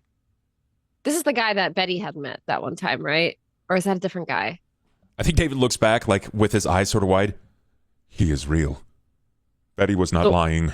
Right. Okay. I was just thinking that was the one that Betty met. Cardboard. We thank you for letting us pass, Cardboardius. Yes, thank you, good sir. This fair maiden offers you a token. I do. I pick up a flower from the ground. Here. A flower in the dump. God. You find like a plastic flower somewhere. Yeah, a piece of... Give me a wits awareness. Give me a wits awareness. Oh my God. I like that it's just a series of Splenda packets that are stuck together. Yeah, exactly. Yes. One sec. Oh, fuck. Character sheet. Elspeth definitely used to LARP in college. There's no way you can tell me otherwise. Oh, zero question. I dabbled in theater. The theater. And the theatrics of it all. 4 successes. 4 successes. Yeah, what you're able to find is like one of those fake plastic flowers that's been bent and crumpled and weathered from being in the dump for a while. It's like a sunflower. For you, good sir. And he reaches out and his eyes go wide. And as he takes the flower into himself, he will. I immediately realize what he's going to do with it. So he just. Oh He no! looks at it and he's like, "I can finally perform the ritual. Oh my God! The Lady of the Sun will be mine." And you see him just kind of shove one of his hands down his cardboard pants, and he just waddles off into the distance. And he's like, "It begins now. The next 45 minutes, you are mine." This man leaves. He just walks away. You hear the cardboard scraping against itself as he picks up speed in his walking distance. Dear God. All right. Well, that's taken care of. David, do you just walk forward and around to the... David rethinks his life and everything he ever said about Betty. Okay, well, at least we can trust her now. Yes, he walks on. As you wind around the corner, similar sight as the last time. Same areas to sit, a bucket, an old kind of rotten log. And there she stands this time, no longer sitting, staring from where you would round the corner, looking at that area. And as you walk in, she doesn't really look, and her eyes don't really follow you. They just kind of see through you as each one of you walks in one by one. And much like last time, she stays silent. And do any of you take a seat?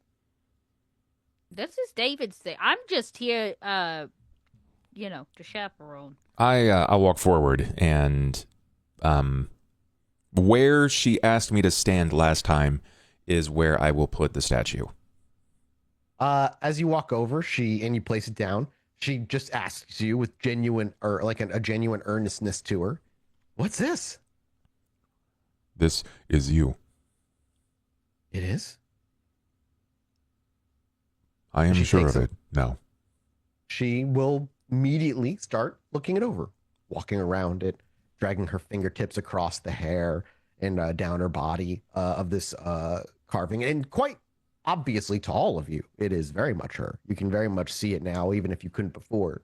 And as she spends a couple minutes looking at it, she eventually stands back. She's like, doesn't look anything like me. I made this piece before meeting you. It looks just like you. She looks over to Elspeth.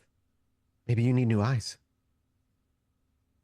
I don't see any resemblance, but I thank you anyway. And then she gets a big smile on her face.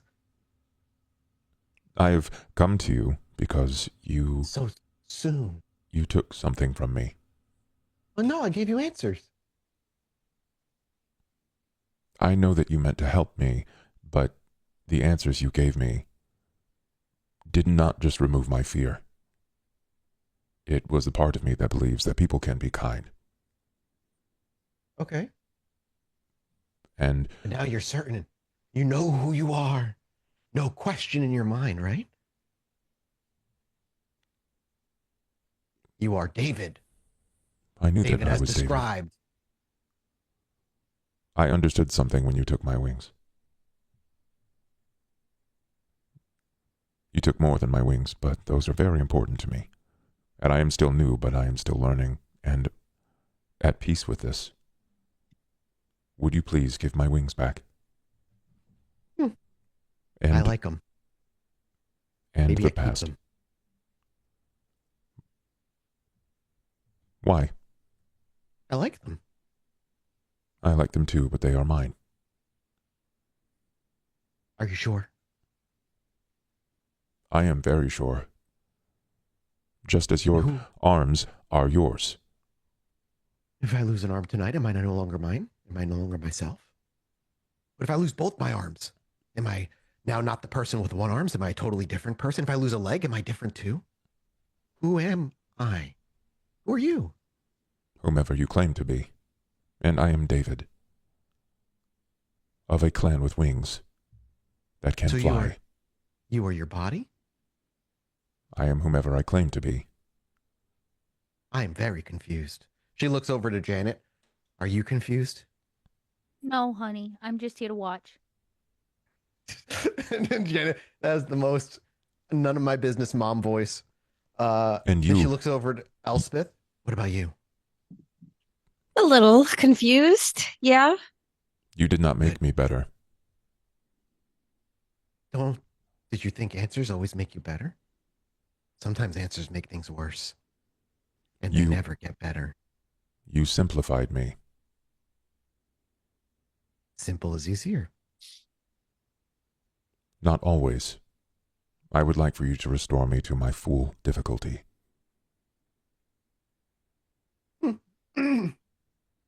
Why? Should I? I mean, I know why you want me to. But why? You came here not just a night ago and you're already back, so impatient. You removed the part of me that expects goodness. And now when I look at people, I only see outcome, risk, and consequence. And that is not who I am. And that's why this time's different. She completely loses her playful posture, but a wry smile stays on her face. Her head tilts forward as she looks up at you. And that's why I'm going to give you exactly what you ask for. It's going to be different this time. It's going to be fun. Stand at the fire. Suddenly her playfulness reasserts herself. That sounds ominous. Can I just clarify? We're just bringing him back to himself, please. He is who he wishes to be. He said it himself. Oh, goodness. Okay. If he thinks he needs his body parts to be him, then he will. What if we just want to make a deal to revert him back to how he originally arrived? Tomato, tomato, same thing. Not Right? necessarily, honey. Just the way you said that sounded a little ominous. I thought it was ominous. What do you mean? Why was it ominous? What did I say? I think we're just looking for some clarity, you know? And I think David wants to go back to how he was, not forward into some new amalgamation of your sick little twisted game, honey. I just answered. Always blaming me for the things he wishes. I'm not answered. blaming you. I'm asking you to turn him back to the way he was when he got here the first time. And he needs to stand in the fire. David, Which there you go, of honey. the yards? I wish to be David, not those in fire. front of me. She loses all her whimsy again and just still as a statue stares at you. Her lips barely move when she says one last time, and it sounds like a command rather than a request. Stand in the fire. Is she using dominate? No. Okay. Just tone. Then David will stand in the fire. Good. As David stands in the fire, much like last time, there is no heat. There is no fear when you approach. But the fire seems to react when you step into it. The flames lick around your legs and your boots, or rather your, not boots, your feet, as they are bare. And your feet at the bottom do feel that warmth still. The warmth that seems to emanate from this fire, but it feels distant. It doesn't feel here. It feels like you're feeling the heat through layers of thick wall after they've been exposed to the heat on the other side for hours at this point. That kind of distance. And as you stand there, she just kind of starts circling around the fire once, twice, halfway a third time before she doubles back and does it once, twice in reverse, steps back, reaches behind her hair, messes with it a little bit, pulls out a knot, untangles it, seemingly gets distracted with her hair for about 3, 5, 10 seconds or so before she snaps back and sees you again. And she's like, right, close your eyes and 3 times say, I want to be a real boy. And then she smiles.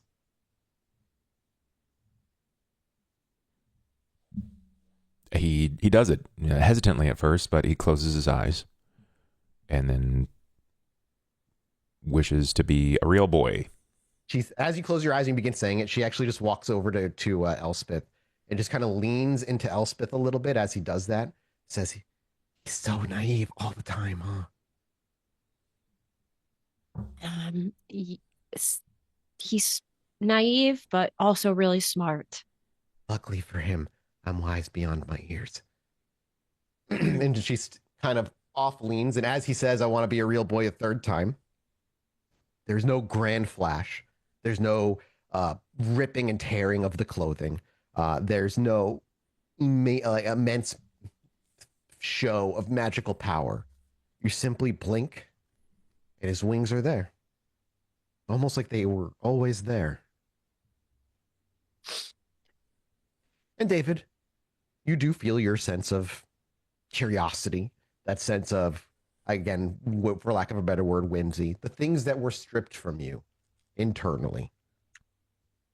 Return with a momentary surge, but not one so overwhelming it dares threaten to put you into a frenzy of any kind. But this time, when it returns, and it is a familiar feeling, it returns in a way that is, instantly changed forever. In a way that we can compare to real life. When certain things are seen, there's no closing your eyes afterward. Once you see the world for how it is, or whatever situation from a different perspective that gives you true insight into it, even if you were allowed to go back, which you are in this regard, it's still tainted with the realization of what life is like without it.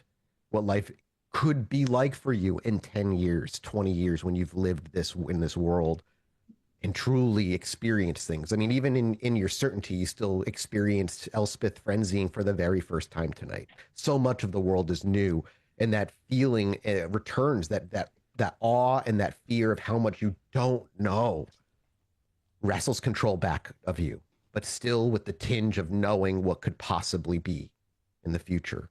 If you lose that, a struggle that I feel like many adults can kind of relate to, the balance of losing childlike whimsy and wonder with the reality of an adult world, but it's still up to us whether we hang on to it or not.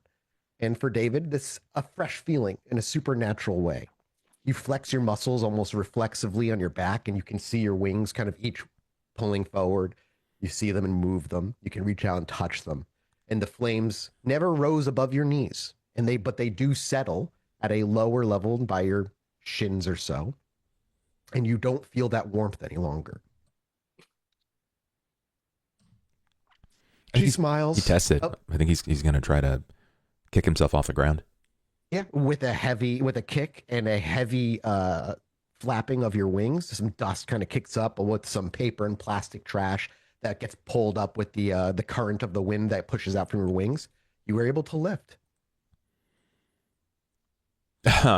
In the most almost gleeful manner that he can sort of express, I think he sort of like quickly lilts down in front of Janet, and he picks her up, like just off the ground, not far, but like just a couple of feet, and he's like, "I got my wings back, Janet." And in this moment too, we really see as the viewer that humanity that David has really coming through. Maybe even Elspeth looks up and looks at the joy as we'll get to what Janet reacts in a second. I do that thing that moms do where they kind of like put their cup your face and do you feel better? I feel so much better. Great, see? Do you feel like yourself? Like David? Yes. Well, And thank even you. him hesitating for a moment, weighing that uncertainty. The difference is there. You had 24 hours of David with certainty, and you can already feel the difference. And when you turn to the Witch of the Yards, you just see her staring into the fire, completely inert, blankly gazing, paying no heed to any of you. Well, thank you for your time.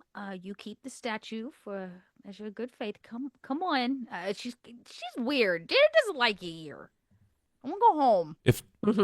If it's not like immediately shaken aback from, David would walk up to her and like touch onto her shoulder and just say, "Thank you for making me again."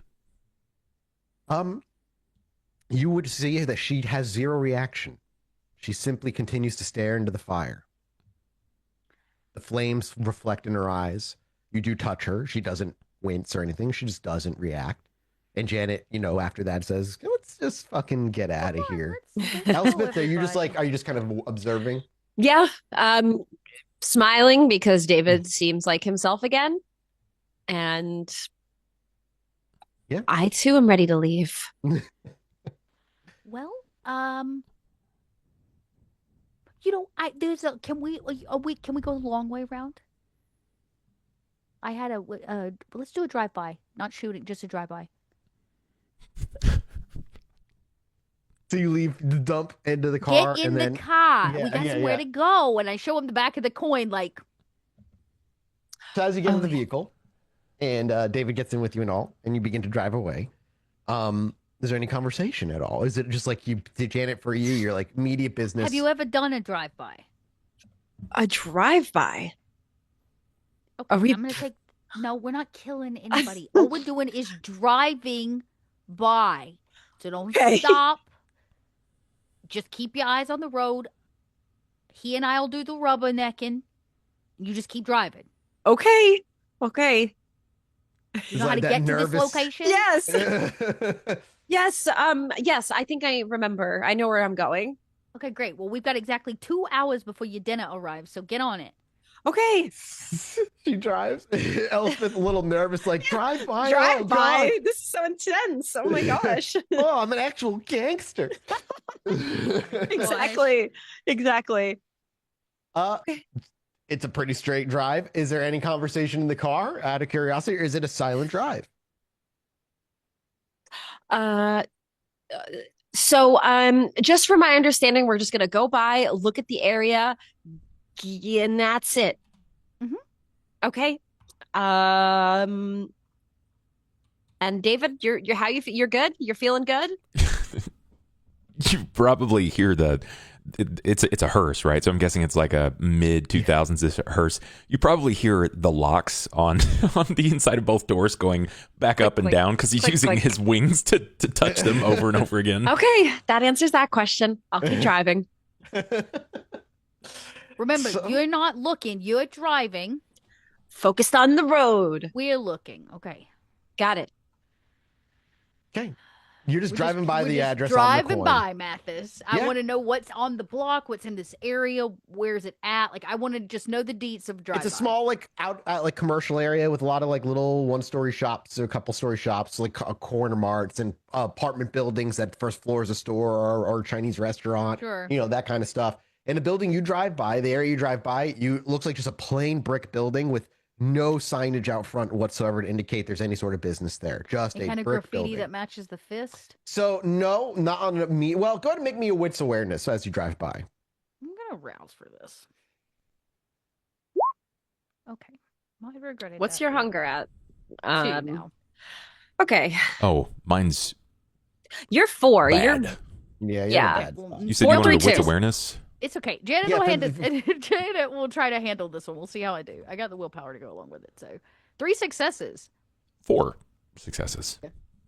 And Elspeth, are you making one? I'm just No, driving. she is driving. Okay, right. Sorry. My I instructions. forgot. I would say with 4 successes, while there's no marking outside of these buildings, there is on the front. God, how would I describe it? Like right on the archway to the door there, on the left-hand side of the cement arch, you can see what looks like dried blood like prints up against like a concrete pillar that sits at the front of this doorway. And only 'cause it's their David sees building. this. David, because it's 4. It's like a hard thing to see. There's no Okay. symbol. There's no Yep. signage. There's just that. David, you would see that. Zwing taps on the glass. There's blood above the Ah. door. Good eyes, David. That's what I needed. I kind of look around. Are there any shady people? Everybody's shady. But yes, there's a couple people that linger in that area for sure. You You do a couple loops, or you just do like one drive No, by? we just do the one round. I don't want to be seen. We're in a hearse. It's basically like calling You for saw us to be two individuals on the outside of the building having a conversation, seen. Okay. like not okay. walking by. You know, Janet, if you didn't know, is part of the mob. So, you know, You don't the, say. the mob, they, when they have buildings and stuff like this, they'll have like street plants and stuff of that nature. Is there like a streetwise check I can make to see if this building is being protected by people? Yeah, yeah. Give me a wit streetwise. I'm fine with that. Do I get Maybe, any benefit for this kind of work? I don't know. It's because I understand what you're saying. I guess a +1 specialty I'd be fine with. Okay, just give me anything. Oh, I got a 4. 4 successes. I mean, both the people out there having a conversation look big and imposing. Okay, that's fine. This is what I want to know. Like, is it? It does look potentially protected. Okay. David pointed it out. Okay, this is it. We get just what we get as we drive by. That's all I needed. That's all Yep. Janet needed. And head over back to the quarry immediately. You just do one drive by, and you're like, okay, take us home. Yeah, take us home. Okay. You drive home, and unless there's any conversation in the vehicle, or unless you want to save that for when you get back, you would get back to the quarry without any issue. Nobody follows you or anything. It's not like you're pulled over in any way. Well, we're just waiting on dinner to arrive. David, are you hungry? Famished. Oh boy. Well, since the last few times you fed, it's not gone great. Would you like us to can I help you? Is this something you want? I could have delivery, like a DoorDash situation. Like, what do you need, honey? I am afraid that where I am right now might lead to the way that Elspeth was earlier. Yeah, Yeah. we're gonna avoid that. So let's you tell me what you want, and I will try to make it happen. Like, do you want those animals that you usually go Yes. to? Okay. Yes. Okay. Well, as soon as Elspeth's Well, do you dinner, want to go back to the quarry then, or do you want to head to the petting zoo first on the way back? we should probably hit the petting zoo if that's Yeah. if it's like on the way and it's a simple stop in. We should just let him go ahead and feed before we meet. Agreed. Elspeth's dinner. So the question is, because for the most part, David can get in and out very quietly because he can fly. But if somebody's going to be there with him in case he frenzies, so someone has to stealthily sneak into the petting zoo alongside him. Can you frenzy on animal? I I guess think so, because it's the minute taste you of have a taste blood. of blood, you frenzy, yeah. You have to resist. You I can think resist. the better option here is going to be to have something delivered to the house, like to the Like he could quarry. fly you in and stuff too. You still have to make a dex stealth check to hide. Yeah, that's not going to happen. Not in Jimmy Choo's. So, I am thinking that. Wait a second. You are the stealthy one. I look at Elspeth. You have the stealth. You go in with him. You owe Okay. him. Yeah, this is true. I just look, when I was in a mood and I was like fighting, I'm not a big, I got these little arms, so I might not be able to hold them down if something Okay, goes wrong. So an animal dies. Yeah, but then he's still gonna be like in that zone going. Until he feeds and kills the animal and fulfills his hunger, and then it'll be over. All right, I'll supervise. David's gonna fly her in then? Yeah. Okay, that's easy enough. Go ahead and make me a dex stealth check, Elspeth. Dex and stealth. And I have the specialty of break-in. I don't know if that. Technically, you're breaking in. So Okay. sure, why not? I'll apply that specialty. 2 successes. You pick a corner basically away, and maybe in some brushes nearby. Try to avoid as much sheep shit as you possibly can while you crouch in the outdoor area. And you watch as David does what he does, which is usually kind of sits into an area and waits for them to come to him, which eventually one of the rams does. And when it does, and you feed, go ahead and make me your frenzy resist check. You need a difficulty of 3 or higher to beat here. And you are So okay, you're able to resist. Woo. Shoo. You feed 2 points off of the animal. Or it's like a point or 2 points at most before you kill it. So you can bring yourself to 2 hunger. I don't remember how many, but yeah. It's not as many as humans. It's less than humans. I think you can bring yourself down to 2, and then you can feed off of another one with 1 if you'd like. Yeah, I will. 2 of the animals will be feeling a little sick in the morning, which has just been annoying. Once a week, they seem to get sick for some reason.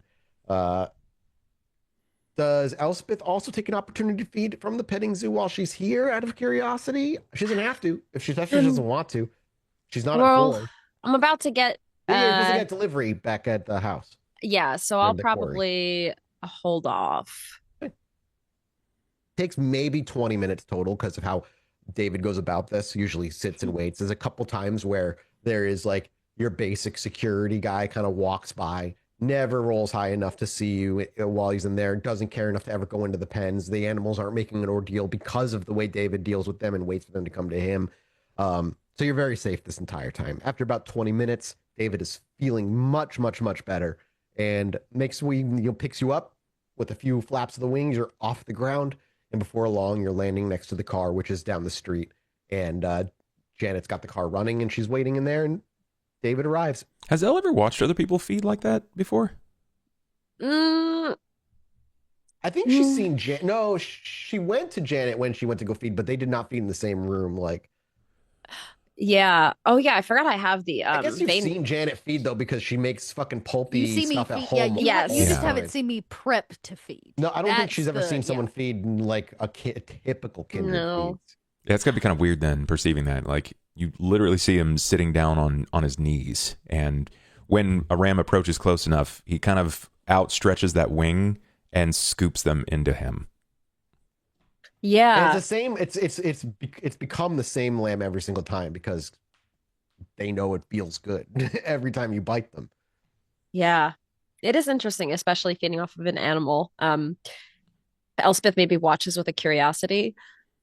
So though she herself, I forgot I have the vein tapper flaw where I don't like people watching me feed. So you watching me feed earlier, David, was out of the norm for me. But that's okay. After you're done feeding, you make your way to the vehicle. They open the doors. You head back inside of the vehicle, and off to the quarry you go. Looks like David did not frenzy Janet. Thank God. We'd love to hear it. Feeling much better. Good. I am so glad, honey. Next up is Elspeth, and then we can come together because there's so many emotions tonight. It is like driving into a middle school dance. Out of curiosity, when you get back to the quarry and the sex worker arrives, how are you dealing with him? Because it's a supernatural pain, like BDSM or not. Like I got it. What is the plan? He rolls up, right? Yeah. Mm-hmm. Okay. Glad you have a plan. I've got girl. Janet Janetti. I walk up, a stack of cash. We're gonna pay him in advance. Of course, yeah. Right? As you walk in, he walks in. He's just got t-shirts and jeans on with some sneakers. Sure. He's bushy. He's got you asked for a bear, so nice bushy beard. You know. Yeah. Sure. He's thick. That was what we asked for. He fits the mold. How do you do under pain, honey? He shrugs. He's like, and you hand him a stack of cash. So he kind of just shrugs and looks at it. He goes, "Well enough." Okay. My friend here, who you're going to be spending some time with, she has a thing for distributing pain. So I'm going to look him right in the eyes, and I'm going to say,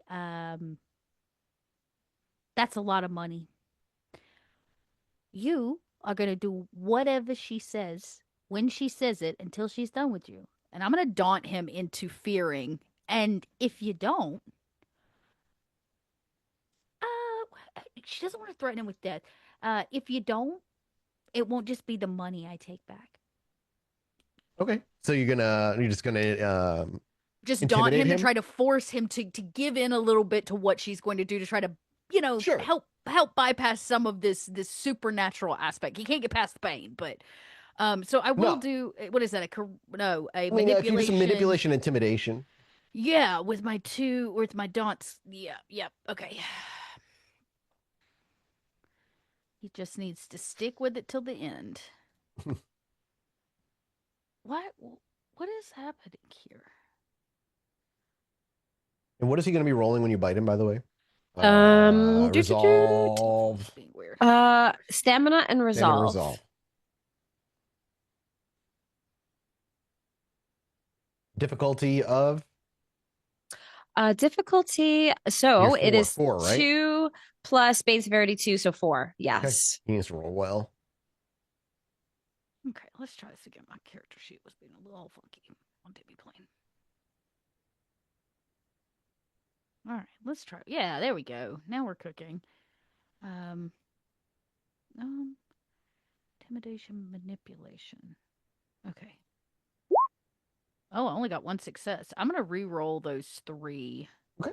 Because I can. It was not a good roll for me.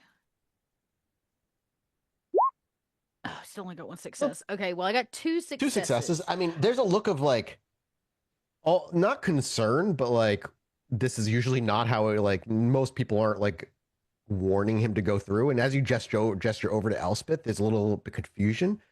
And but he looks over. He's like, when he looks back to you, he's like, "Honey, don't worry about it. I've been through worse and much bigger than her." That's really good to know. You're gonna want these, and I hand a pair of handcuffs from my bag, my Louis Vuitton, to Elspeth, and I'm like, I kind of lean into her ear. I'm like, just go with it. Once he's tied up, there ain't nothing he can do. Now take him back to your pod. Oh gosh. Okay. This feels weird. He looks, as you walk him away from, like, bringing him to your pod. He kind of looks around. He's like, "Just gonna let you know, I don't ever go somewhere without telling somebody else where I am. This place looks like I could die here. So if I go missing, people know I went missing here." Are you being judgmental? A little bit. Okay, well, there goes part of your tip. Damn. He just like holds that moment and just bites his tongue. All right, he's in a business, and Janet knows it very well. You don't show up and start slinging insults about the house. He looks to Elspeth. Lead the way. Yes, to my pod. Yeah, you bring him into the pod. Wow, it's so nice in here. So he kind of like looks at you like, "What the fuck?" Like, you're little compared to him. He's like, "Where do you want me?" Right there. And she points to her little bed that she's made. Okay. Have a seat. He has to sit. He's like sitting. Okay. And he starts taking off his shirt initially. Handcuffs. Do you mind? He immediately raises his eyebrows. He goes, "Oh no, please don't." She dangles them. Were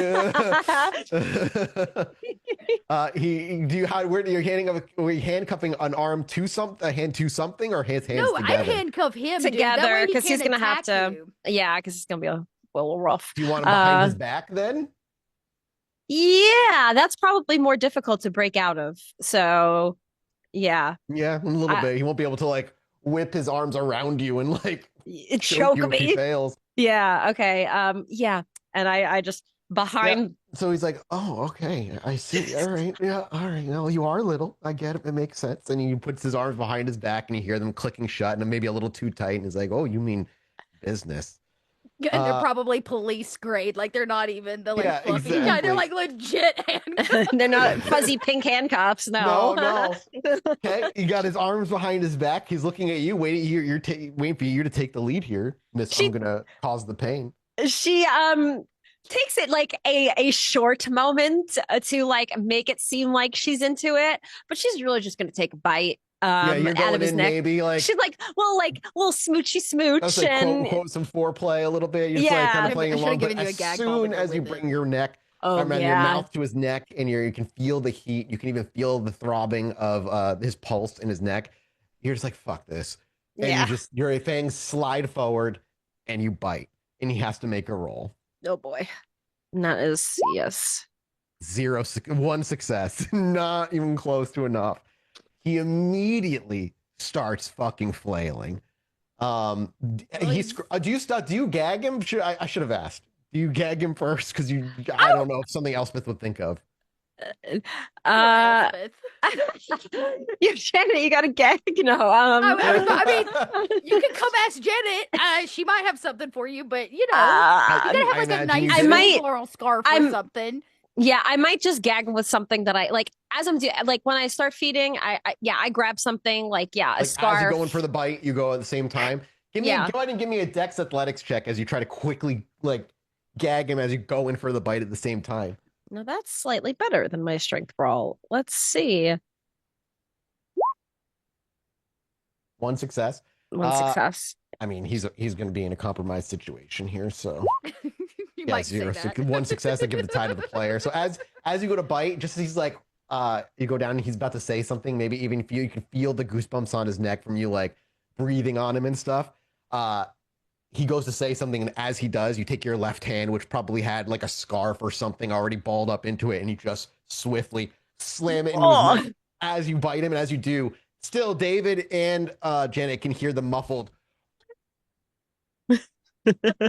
So I'm glad you're feeling better, David. I mean, this is just life. This is kindred life. A cup of tea. Janet has no problem with any of this. There's nothing weird about any of this for her. I am as well. Can't take it from his dick. Weird. This is not weird. How you feeling, David? I'm feeling good, all things considered, and I am really glad that Elle recovered from when I broke her neck. She's gonna. You what? I had to misalign her vertebrae, the atlas and axis. And as you take the second point, giving him 2 more damage on top of that, the next point will kill him because his screaming goes from Oh no. over the course of 6 seconds as the blood is drawn. So did I only feed 1 dot? You feed 2. I feed 2. Yeah. 2 dots. You can feel the throbbing is slowing. His pulse is slowing. His fighting has, other than occasional swipe where his his fingers are behind his back. He did the occasional jerk of his leg or something. Yeah, you pull back. I'll stop there. Shut. And he just kind of lays completely drained. He looks pale. Elle is very protective of the way that she feeds, but it is not comfortable for the person she is feeding from, nor is it sustainable for long term. I know. We're gonna figure we gotta, we're gonna figure something out for you. I don't know if I need to bring rabbits, what chickens. Something that we can get a lot of quickly. I don't know. Animals. I haven't. You like what? Large animals. Okay, so we'll get you a ranch. I don't know. I haven't figured it all out yet. The best I can do right now is to satiate the hunger we have. What I'm gonna ask the both of you to do. In fact, when I hear him stop struggling, I come over and I go, "How are we doing?" I knock on her pod. You're knocking just as you finish licking the wound, and you unlock the door, open the door, and you're dabbing what little blood on the sides are. You're good. All right. Well, grab his clothes. Unbind his hands. I have the key probably, so I'll unlock his handcuffs or whatever. And make it look all the things. I take the scarf from his mouth and I wrap it around his neck and give some tension because we can treat this like an asphyxiation. He passed out during the biz. And so Janet just kind of cleans it up and makes it look right. Throws things down. Do you want to leave him here? You want to put it back in his car? What are you comfortable with? Can we put him back in his car? Yeah, sure, honey. I'll just drag him by his foot across the quarry back to his vehicle.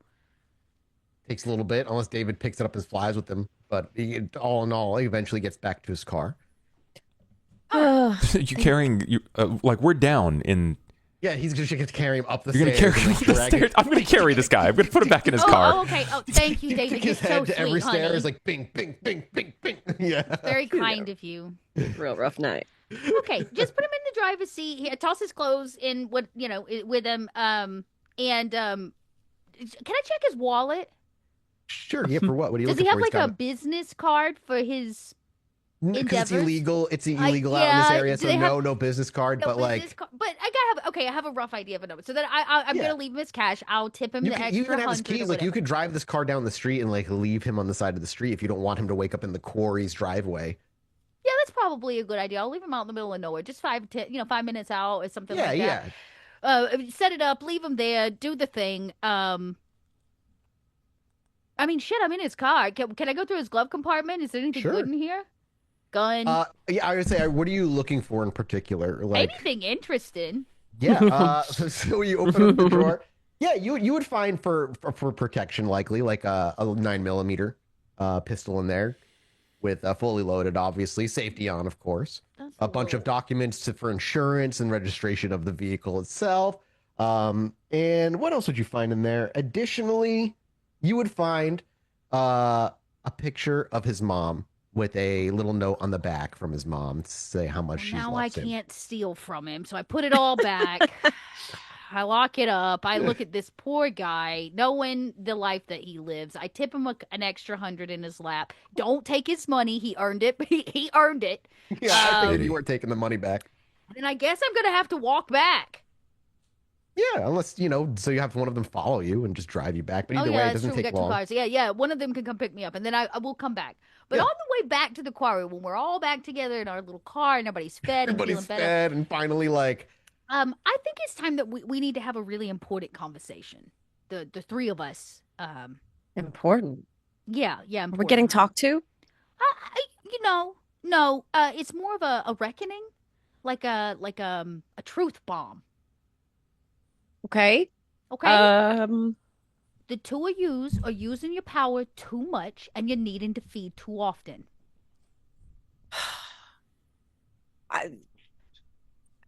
I mean, what else are we supposed to? That's why. I understand we got the power, we want to use it, but I'm special, so why can't I be special? Because because of all of this. Because technically, our most limited resource for kindred is blood. It's hard to get it. We can only feed in certain areas. The both of yous plus me, we got all these special kind of feeding types. Your people hate it. He only feeds on animals, and I need their innards.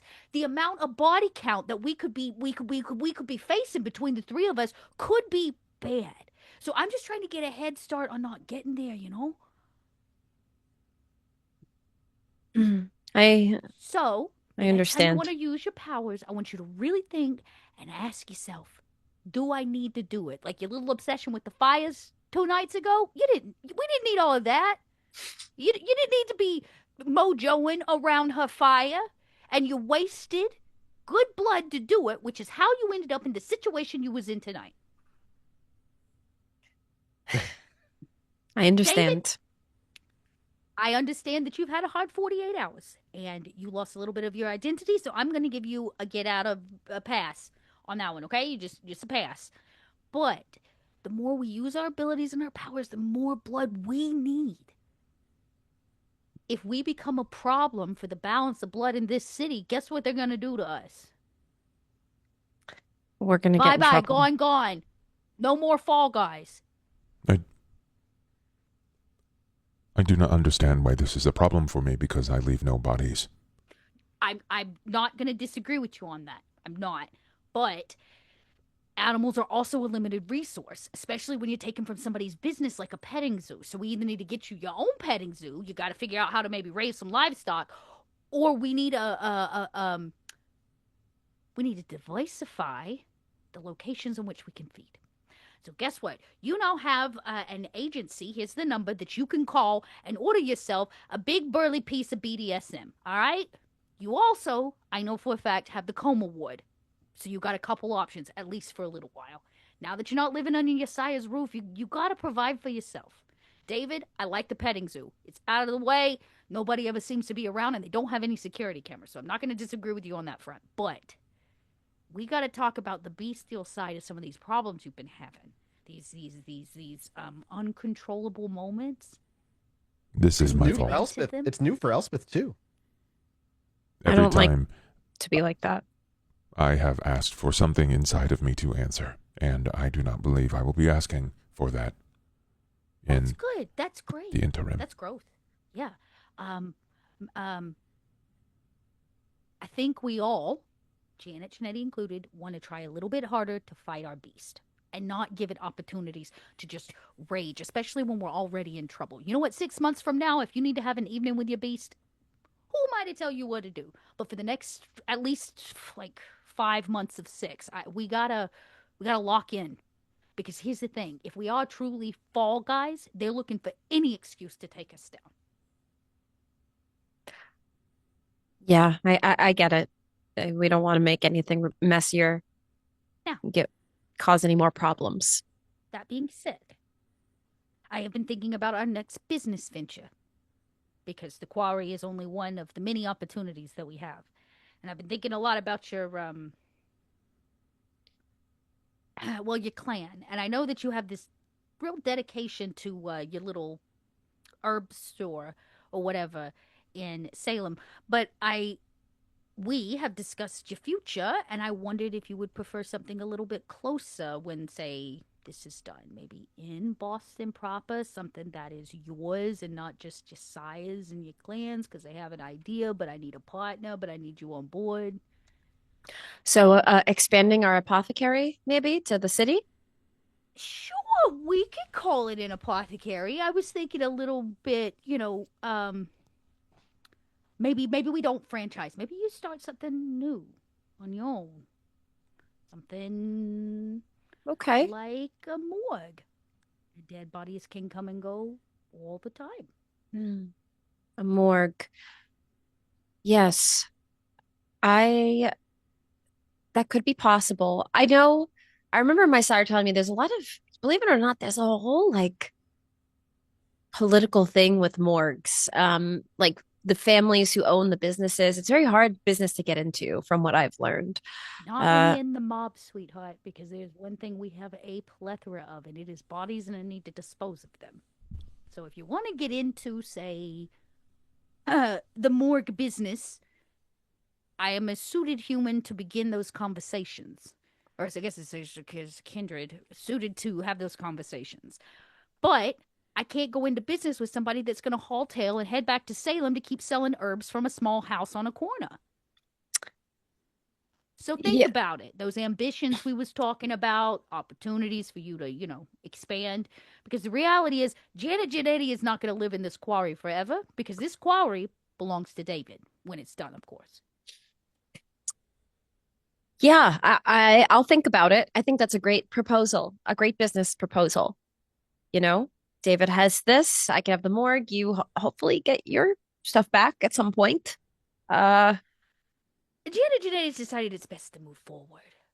I don't know that I'll be going back to tailoring suits so that the Vintru can continue to make fun of me. do you have plans for your next venture? Oh, honey, I've always got plans, and I've got multiple ventures. You're staring at one, the quarry, this potential morgue. What, I have other what about ideas. yourself? I mean, you're really good at tailoring. Like, All of this is for me. You think I won't be making money off every one of these businesses? that's true. That's I'm not true. doing it for well, maybe David said it out of the kindness of my heart, but everybody else is going to pay. I'm going to hold, a portion of the business. It's a whole thing. I'm expanding my options. The point of the matter is, I need you to think about if you're dedicated to wanting to do something like that, because if you're not, it's fine. I'll do it on my own. But I wanted to give you an opportunity, to 50-50. No, I would be interested. Definitely. Think of all the cadavers. Precisely. Think of all the organs. Mm, yeah.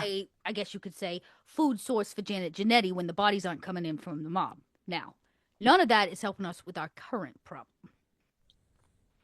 which is that Which current problem? box Tremia, David.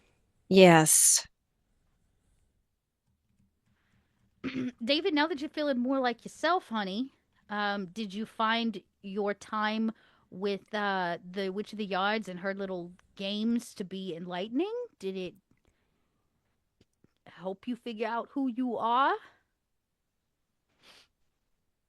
She said that I was made of three, not from three. Interesting. Okay, well, what does that mean? And it's sort of like dumbfounded glare. Like he's hit with this moment of clarity, but he looks over to the conversation that just happened. He's playing it back over in his head. Ken, I know what you just said, that we need to be better, but I need Elspeth to use her blood. Did he El, just talk about not using it? can you look into me and see if I am haunted by 3? Hmm. Am I 1 or am I 3? She said I was made of 3, not from 3. You know, Elspeth, as much as you would love to be able to give an answer, your abilities don't work like that. At least not yet. You don't know if there's a way for you to do that, but a body, a person isn't going to be a fetter. Mm-hmm. And where the veil thins, you could tell if an area is thin and like open to communication. It's not quite that detailed. Unless you have something that you could argue is, but I don't think you do. I don't think I do either. I watched Elle's beast tonight come out, and she was a monster. She was feral, and she was hungry. When my beasts come out, they talk to me. Like I am haunted, like I am someone else. Mathis, is it usual that the beast can communicate back to the body that it resides in? Like, It is not common, something... but like there's always rumors. There's always that like the gangrel are like always talking to their beast and stuff like that. Trying to help him realize that maybe it's not that different. That certain kindred can. Yeah, I mean it's definitely not unheard of for sure. I think it's important to know that even though we share clans and bloodlines, the beast itself is the one unique thing about all of us. Then why are my beasts different? The first beast that came from me, he was suave and he was charismatic and he removed her from her feet. And the one that I experienced yesterday, he was mean and visceral and revengeful, and they were not the same. No, and you're right. This may go back to the fact if you are made of 3, then I have 3 beasts in me. You have 3 beasts in you because you have 3 kindred of the past in you. Like that's maybe not unheard of. It's also not unheard of that the beast can take multiple forms when it But what if I reveals itself? Was a body? If I was just a body and then 3 spirits were put into me. That is a possibility, but your current consciousness, your Davidness, as you have learned over the last 48 hours, is absolutely a 4th thing. It is unique in and of itself. It's yours, your identity, even if you're carrying the weight of the 3 before you.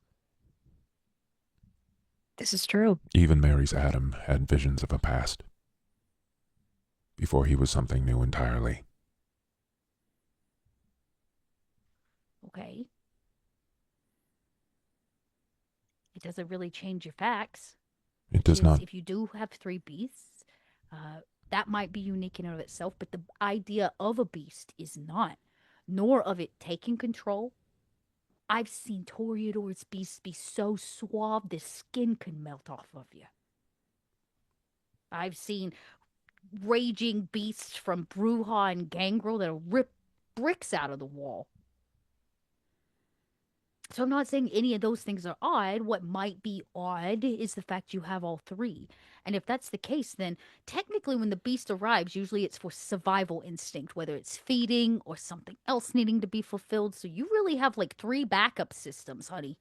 When I came from the box, my umbilical was dark and scathing, all-seeing, and cold. And every way that I have read and come to understand the abyss, it is that. What if I am David, but that those in me were pulled from the abyss? That symbol on that box was that of your family. Was it not? Elle. Yeah. And that deals with the dead. So I'm actually not going to totally disagree with you, but I will be honest about the fact that some of this Oblivion stuff is way outside of my pay grade. If what little I understand to be true, it does line up with your story and your experiences that you could have, or the personalities could have been ripped from oblivion and put into you. But that requires extreme power. And who has that and the why? These are things that, honey, I can't answer. And honestly, all of it's pontification until we have hard evidence that that is true, or somebody can tell us otherwise. I'll look into it, David, and see if there's something I can find in my books or research or experimentations I that mean, is that a reality that the essence of a kindred sent to oblivion can be ripped back into this reality, into this space? Give me. I mean, I'm the only asking. one who I'm has. asking Elspeth. She's Yeah, the so oblivion expert. yeah, that's what I'm asking as for a role is like intelligence academics. I would say for you, Elspeth, you're the only one who can make this role. Because while sure, you've been taught a lot, there's still so much you don't know. Right. I'm gonna willpower Yep. Give me three. re-roll those three. 1, 2, 3. Roll. Hey, Wow. Nice Whoa. worth job. that Um, willpower. it is. You have heard of stories of people being able to do that. You know it is a possibility. You just don't even know how to do it. But if there's ways to communicate with spirits, obviously there must be ways to pull them forward. Okay. Yeah, Elspeth would Actually, explain that. you would even be aware of no because of your sire, very particularly in the path that you're going down. You would be very aware of the ability to even host a spirit in your body. You've never done it. You've seen your sire do it as part of rituals Yep. occasionally.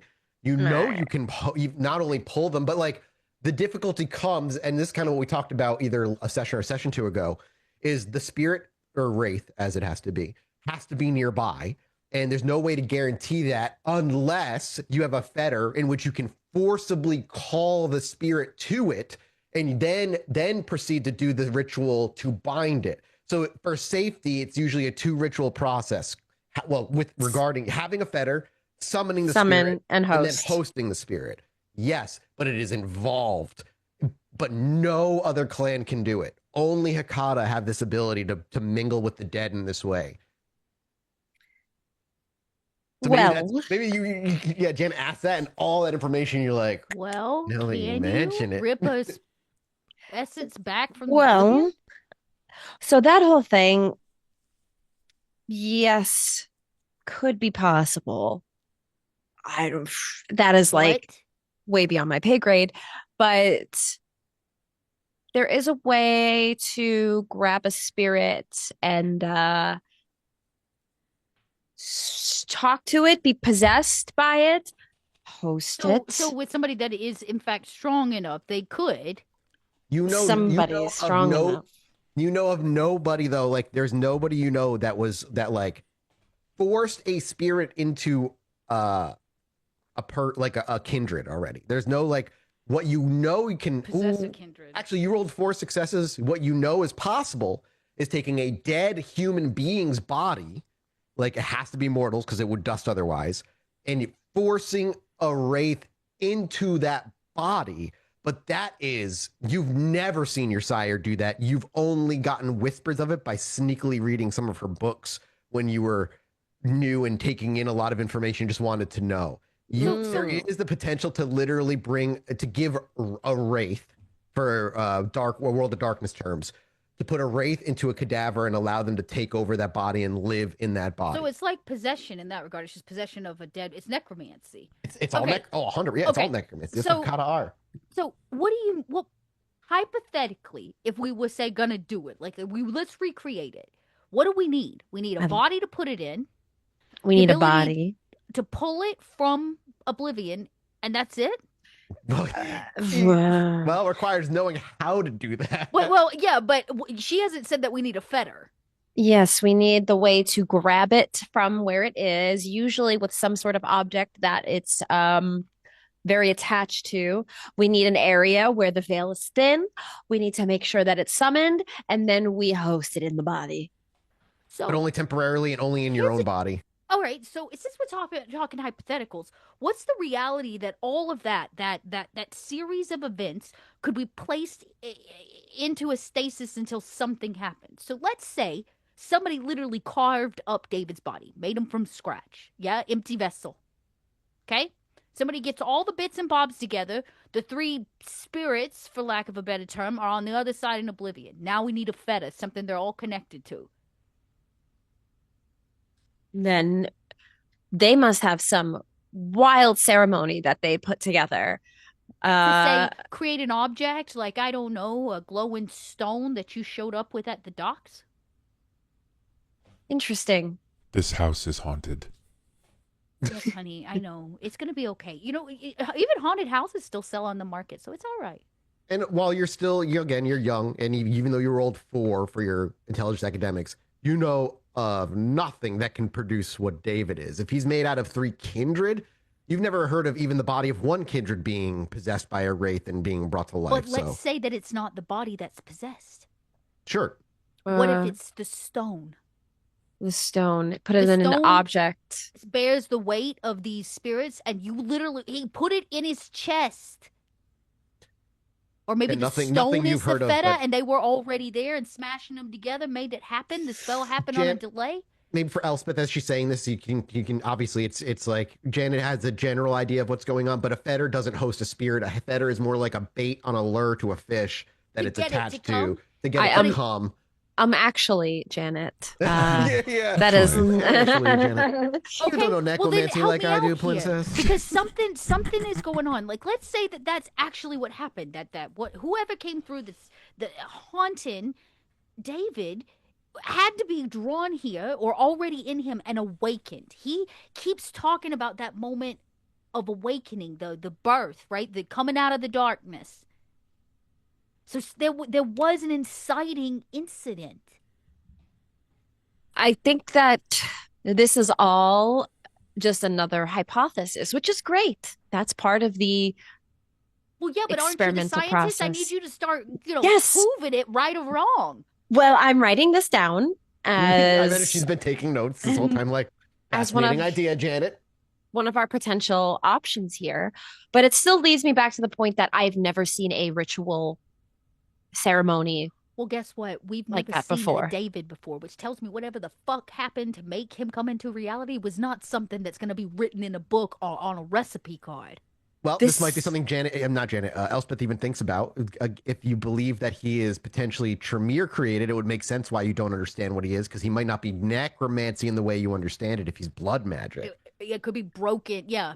It could not even be the dark arts that I practice. It could be the whole thing that the Tremere do, which is a whole different book that I do not study. That of thaumaturgical dark magic. Protecting it. So, okay, I like this theory. We go with the theory that he was actually Tremere created. Why, then, were the Hecata, the Cappadocians, either protecting him or keeping him hidden? And what is with the stone? That's still this key piece of evidence I can't quite figure out in all of this.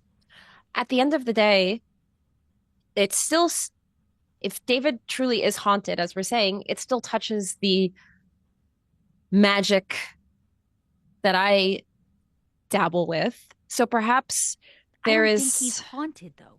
I think it's more like he is. Okay. I have a bunch of sand in this pile. I got a bunch of dirt in this pile, and I got clay in this pile. 3 piles, okay? Okay. If I take the clay and the dirt, and I mix them together, there's still clay and dirt separately, but together there's something new. Now I mix the sand in. It's something new. So even though they were all separate, when they got put into David, it made something new. Him, his personality. Because we know that even if he's haunted by these 3 beasts or whatever, a beast needs that id personality. It needs the front-facing piece of being a kindred, which either means he developed on his own when those 3 beasts came together, or There is Mhm. a fourth beast we don't know, and they're just hanging on for dear life. What would Elspeth know anything about like the creation of like homunculus or things like that? Because this kind of is when she's explaining this to me, it's thinking like with like the like Well, homunculus. you've seen like a little hand animated and stuff by your sire. You know those kinds of things exist. Yeah, You may not yeah. know the specifics of how it's done, but you are aware that bodies can come back in a non-spiritual way. Okay.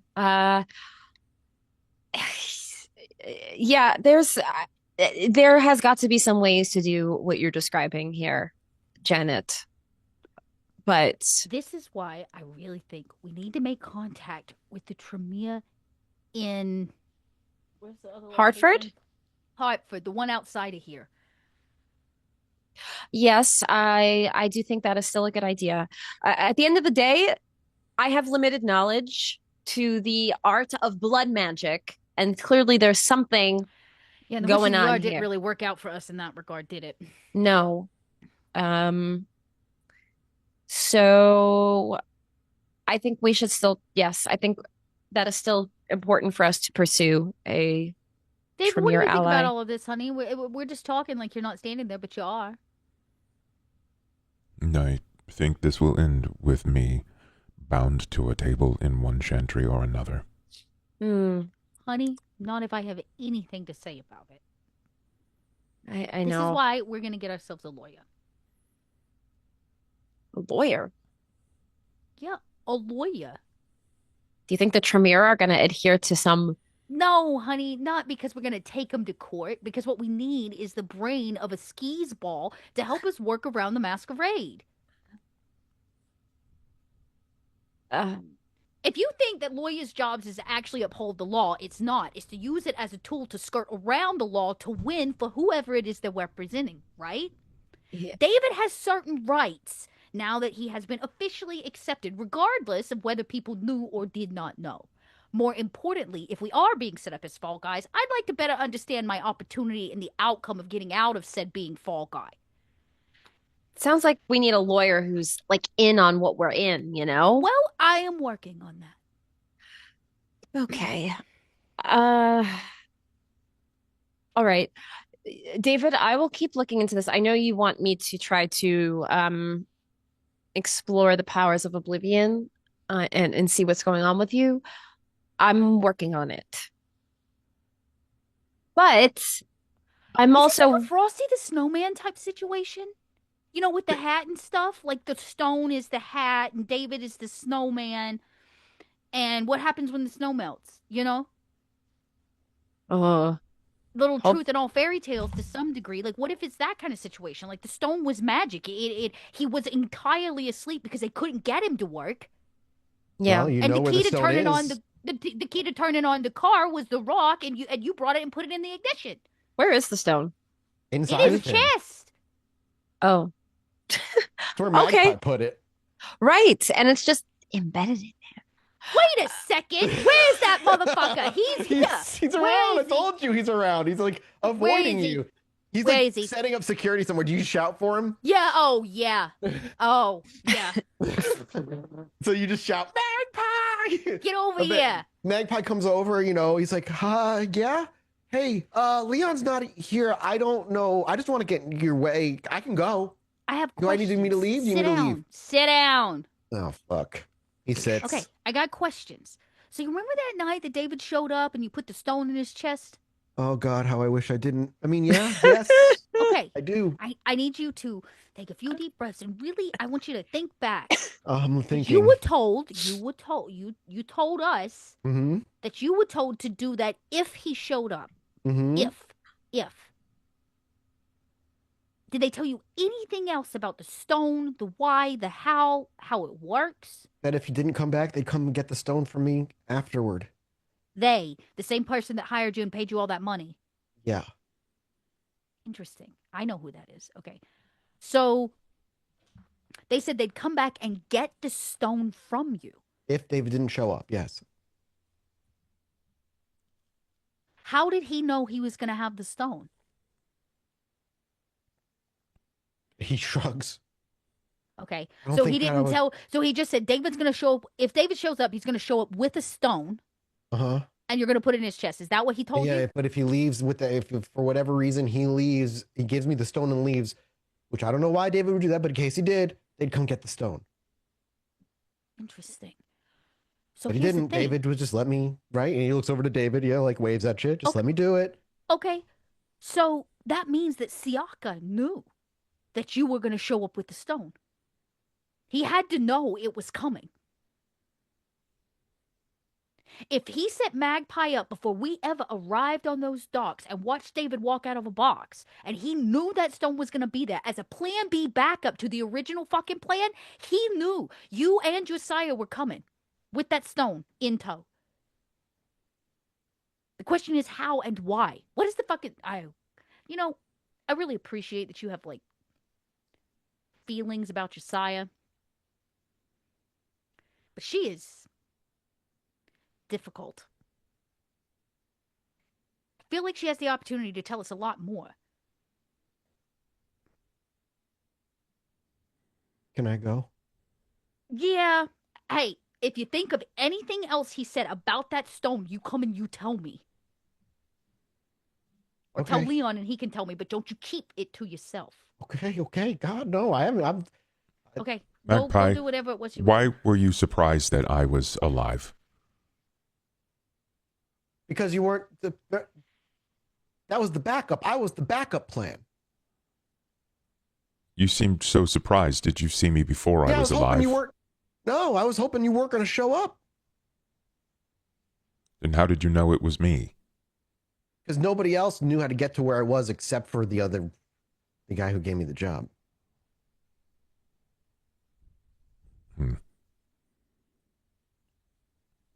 Good So- point. I probably shouldn't have assumed. I mean, he did. How long were you supposed to stay there? That night. If you didn't show up that night, good.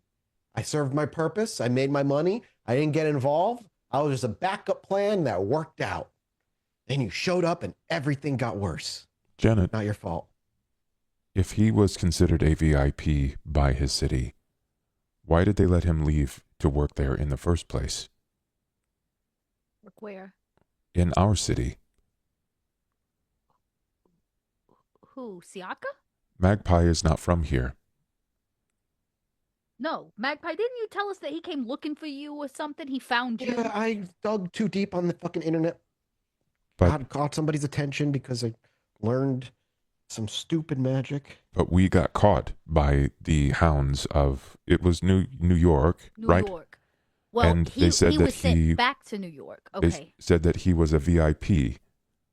If he was a VIP of New York, then they knew that he was here already. I think that's probably true. Hiding out in Bruja territory of all places. So then You know would that how not have to turn be your cleared dumb ass over to them? with his prince? I'm not a vampire like you guys. All right, let's think through this. I'm Siaka. I know there's a box coming in, a shipment to the docks. I'm going to have my holding company, which is so buried nobody will get back to me, sign for it. I also know that what's in the box is not supposed to be alive. And I know that because I've contacted and reached out through all of my shady business into New York to gain access to this magpie.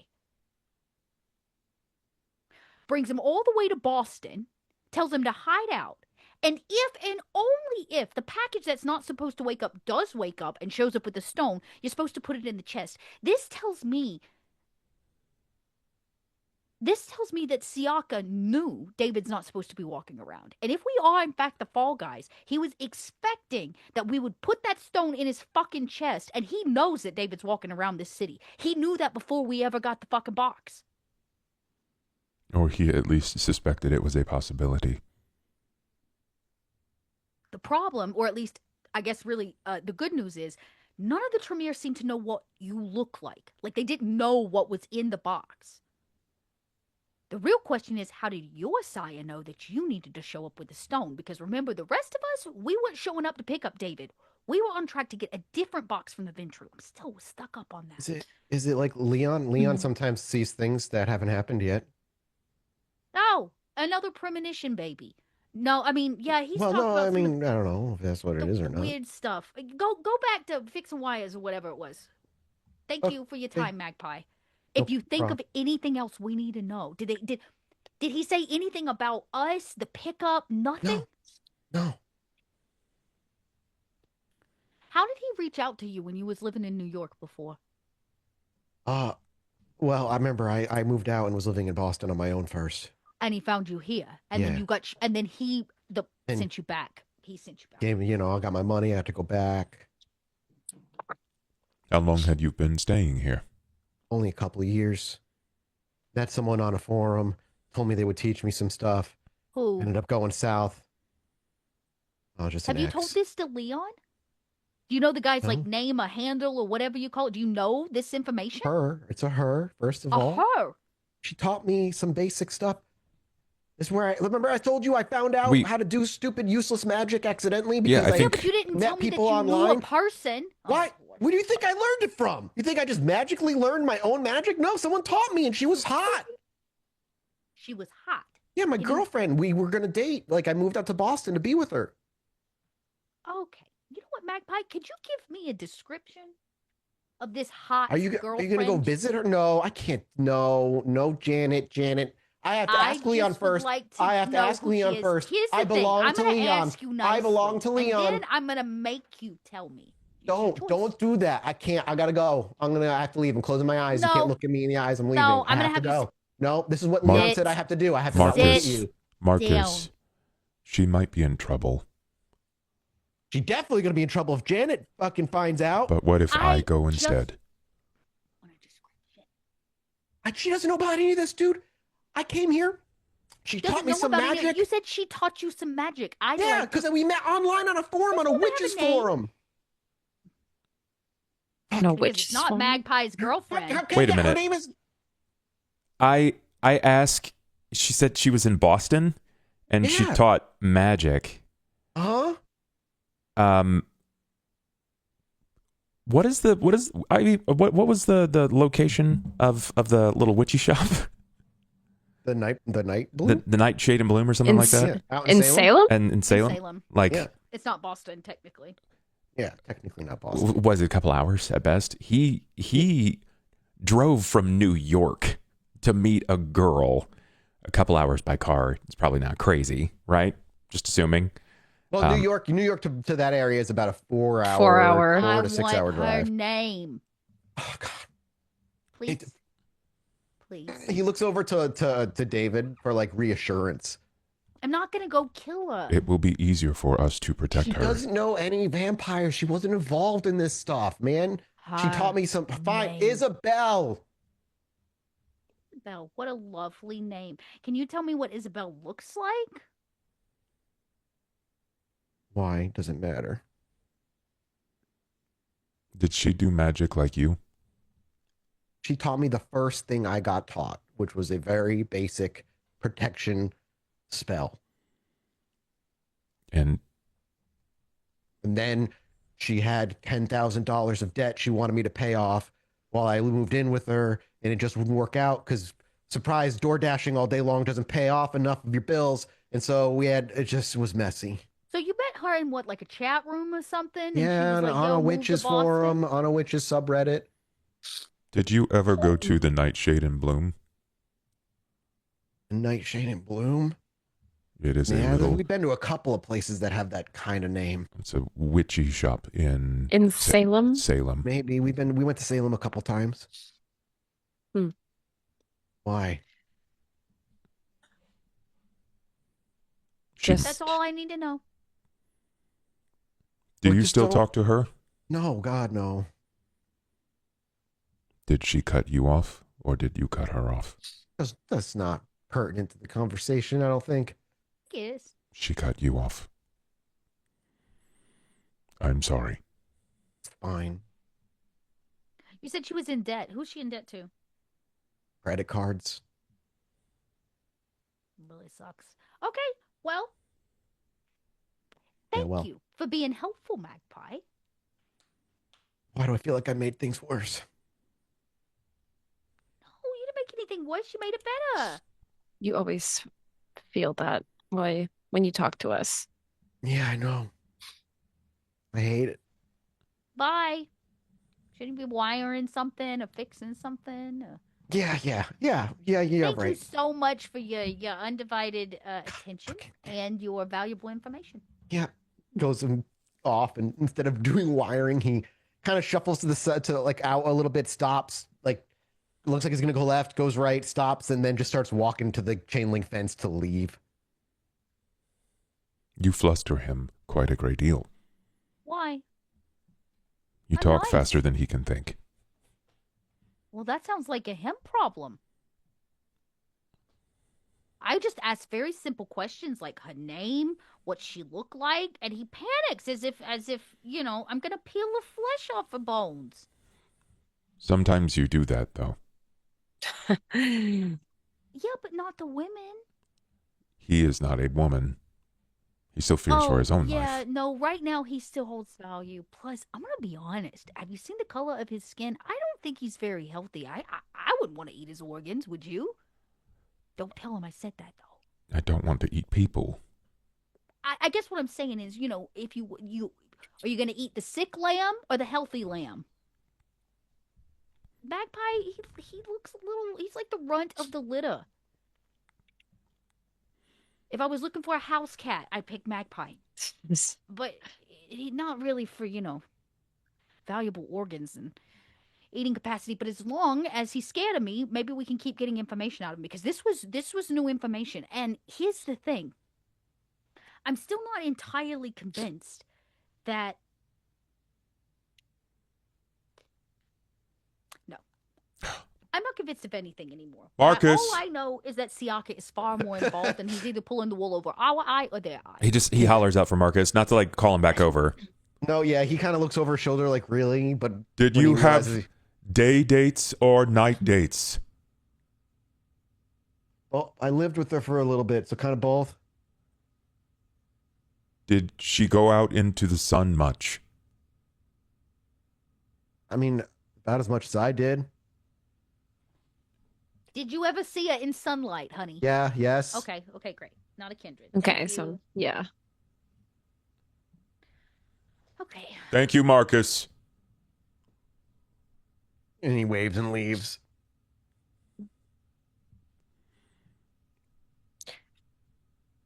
Well, Janet, your wheels are turning.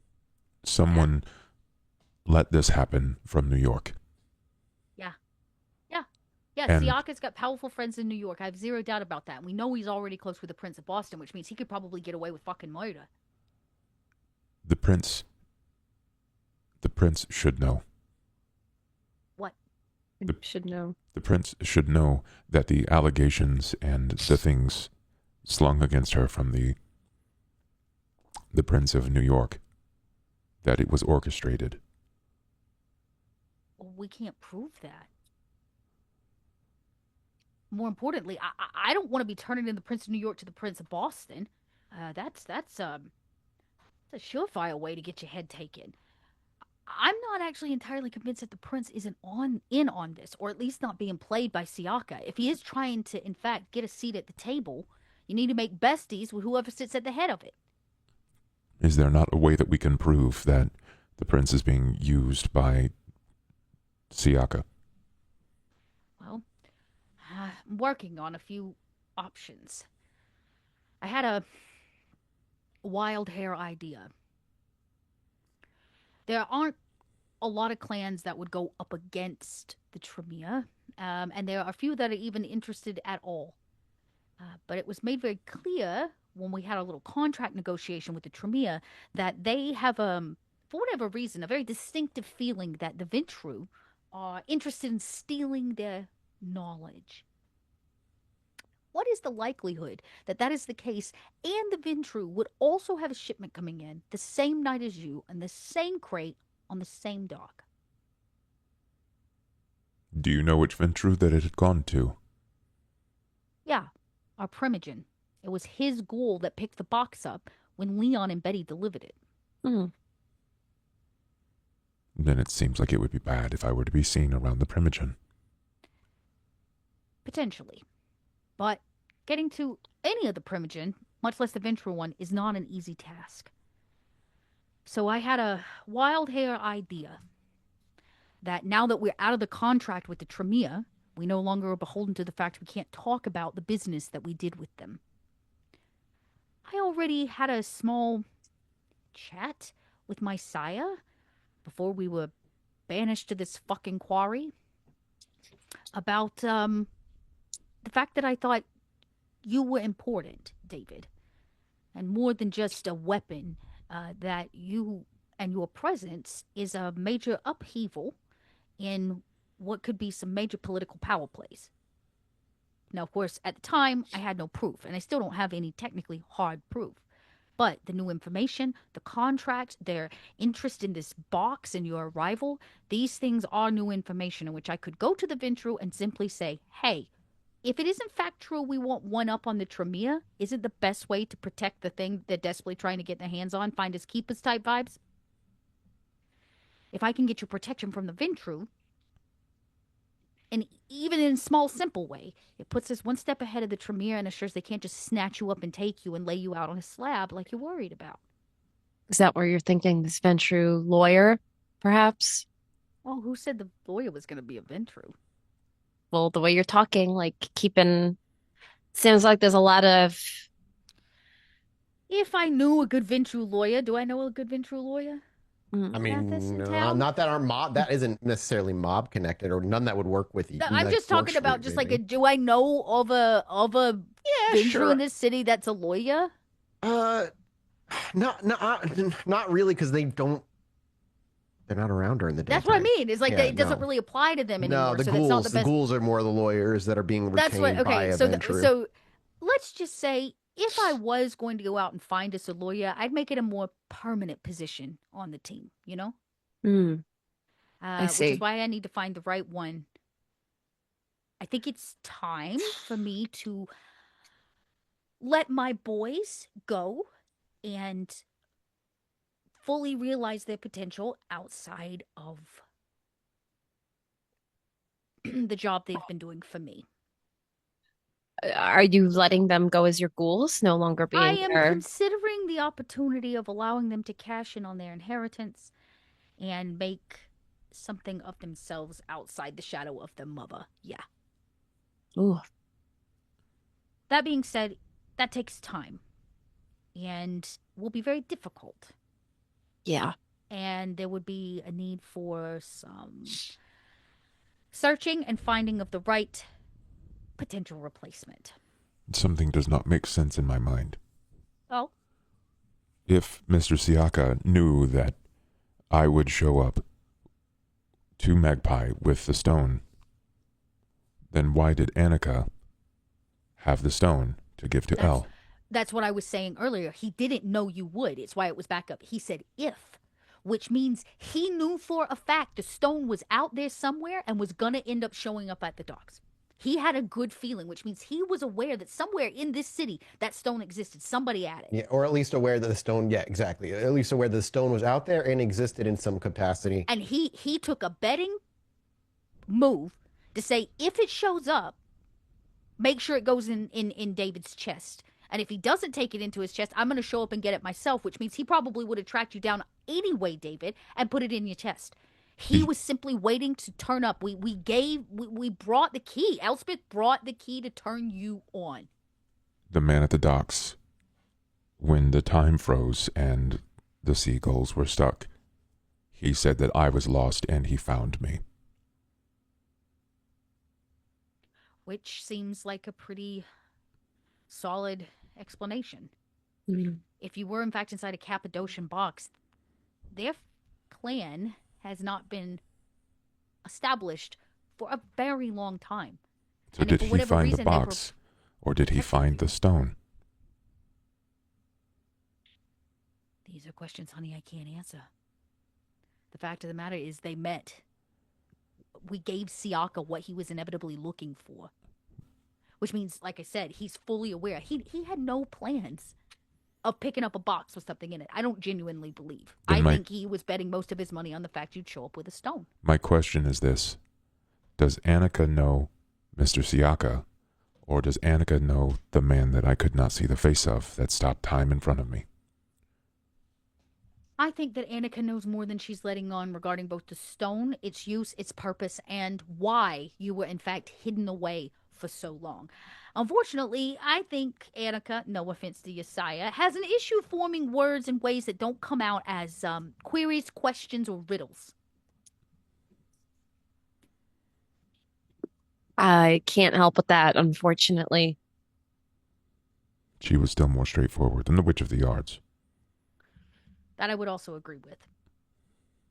Though I'm not completely giving up on this Witch of the Yard.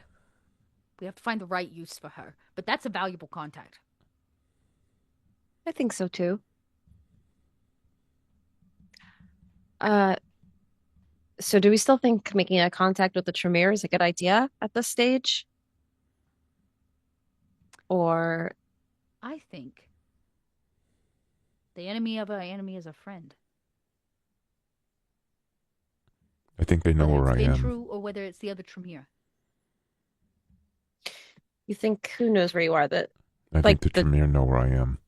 And they are just waiting for their time or for permission to take me. oh boy, I hope. Well, that's kind of why I want to get ahead of it. So I guess the first step is I could call up my sire and request a conversation to maybe reveal more new information and get his opinion on the matter, though it is a risk. But I'm willing to take it for David. Mathis, we're in East Boston, right? Yeah, you're in a little place called Waltham. Waltham, and that's East Boston. That's not quite Winthrop, but It's we're outside of Boston, technically, just outside of it. right. But we're basically butted up against the Lupines. Yeah, anywhere where you start moving into wildlife area, and yeah, there's more lupine concerns out that way. Okay, so we're sort of like we're on a little peninsula of sorts, isolated. Aside from some bridges that will carry us into like the Ivory Tower and Central and Charlestown and Sure, stuff like yeah. that. So the statement is like looking aerially, since David has flown a few times. It kind of feels like above board, right? Like this is sort of, I'm not using meta knowledge. It's just like what I see as Bub is that we are isolated on an island, so to speak. On the northernmost side is Lupine territory, where we were encouraged to not hunt, which is a sort of form of punishment. At least it was what it looks like punishment. But if multiple parties are looking for David, let's just assume that multiple parties are looking for David, they're not going to hunt in Lupine territory for that. That just seems way too dangerous. So they isolated us off to this quarry, which sort of works and buys our time. It feels like punishment. And we already know that Well, they Janet... didn't put us here. I put us here. So yeah, you're I off to chose the the quarry. You're off Okay. to the west, by the way. So- Yeah, Yeah, Okay, so we're in a that's different what I thought. direction. We're out here. well, because out east is the ocean. Yeah, we're out this way. Yeah, out west, Waltham, and then out to your north is a little area called Prospect Hill Park, which there's some lupine. But if you just go even further west out to Weston, it becomes way more nature, and that's where most of the lupine are. So you're like butting up against where Can you nature kind of shift takes ping? over. Shift hold ping where we are on the map. So I will. You're okay. So so is it like right here? I thought it was out this way, now near Brookline. yeah. So I can actually Brookline tell you what is where here. it So is. like you're further away from that. You're about 20 minutes outside Boston. You're like out this. Yeah, I was about to say area. we're not actually on this map. Yeah. Oh, okay. We're not on the map. No, Got it. you're like out off to the west of the map. I'll even give you a quick screenshot so you have an idea. So Janet kind of goes, wait a second. Didn't Magpie just say the first thing his ex-girlfriend or whoever taught him was a protection spell? Yes. Yeah. Weren't we looking for a way to protect David from being found? Yes, but when we accosted Magpie about that, he said it took 6 months to set that up. Oof. There's a picture of where Waltham is in relation to the center of Boston. Yeah, but that was very large, wasn't it? It was a large area. What if it's just a small thing? It wasn't a large area. It was the room that we found him in. Okay. Okay. All right. I've got a better idea now then.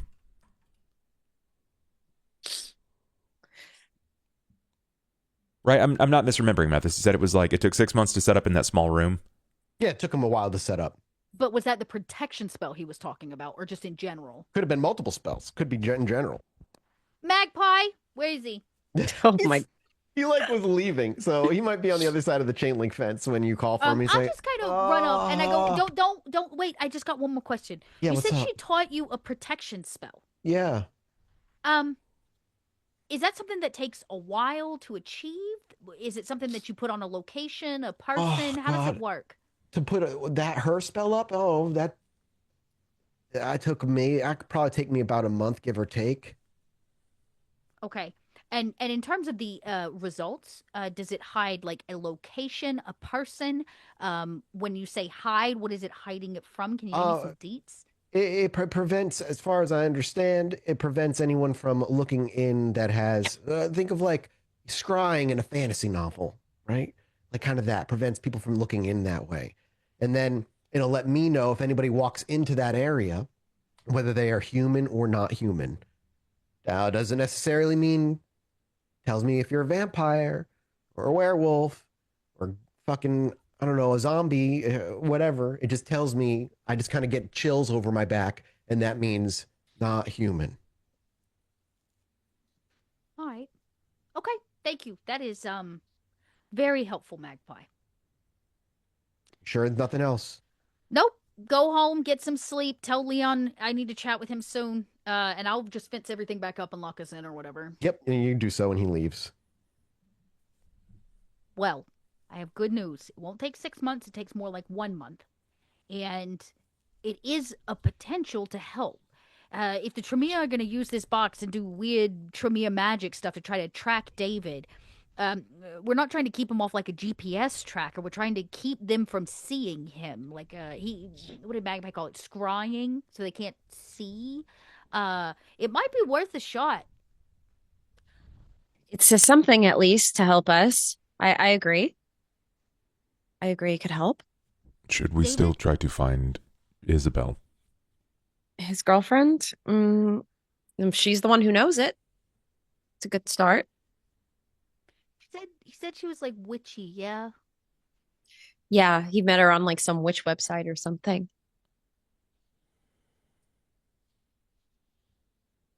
See We don't gears have enough turning in information all your for me to heads. track her down. Yeah, and get an address. But you have a witchy way about you.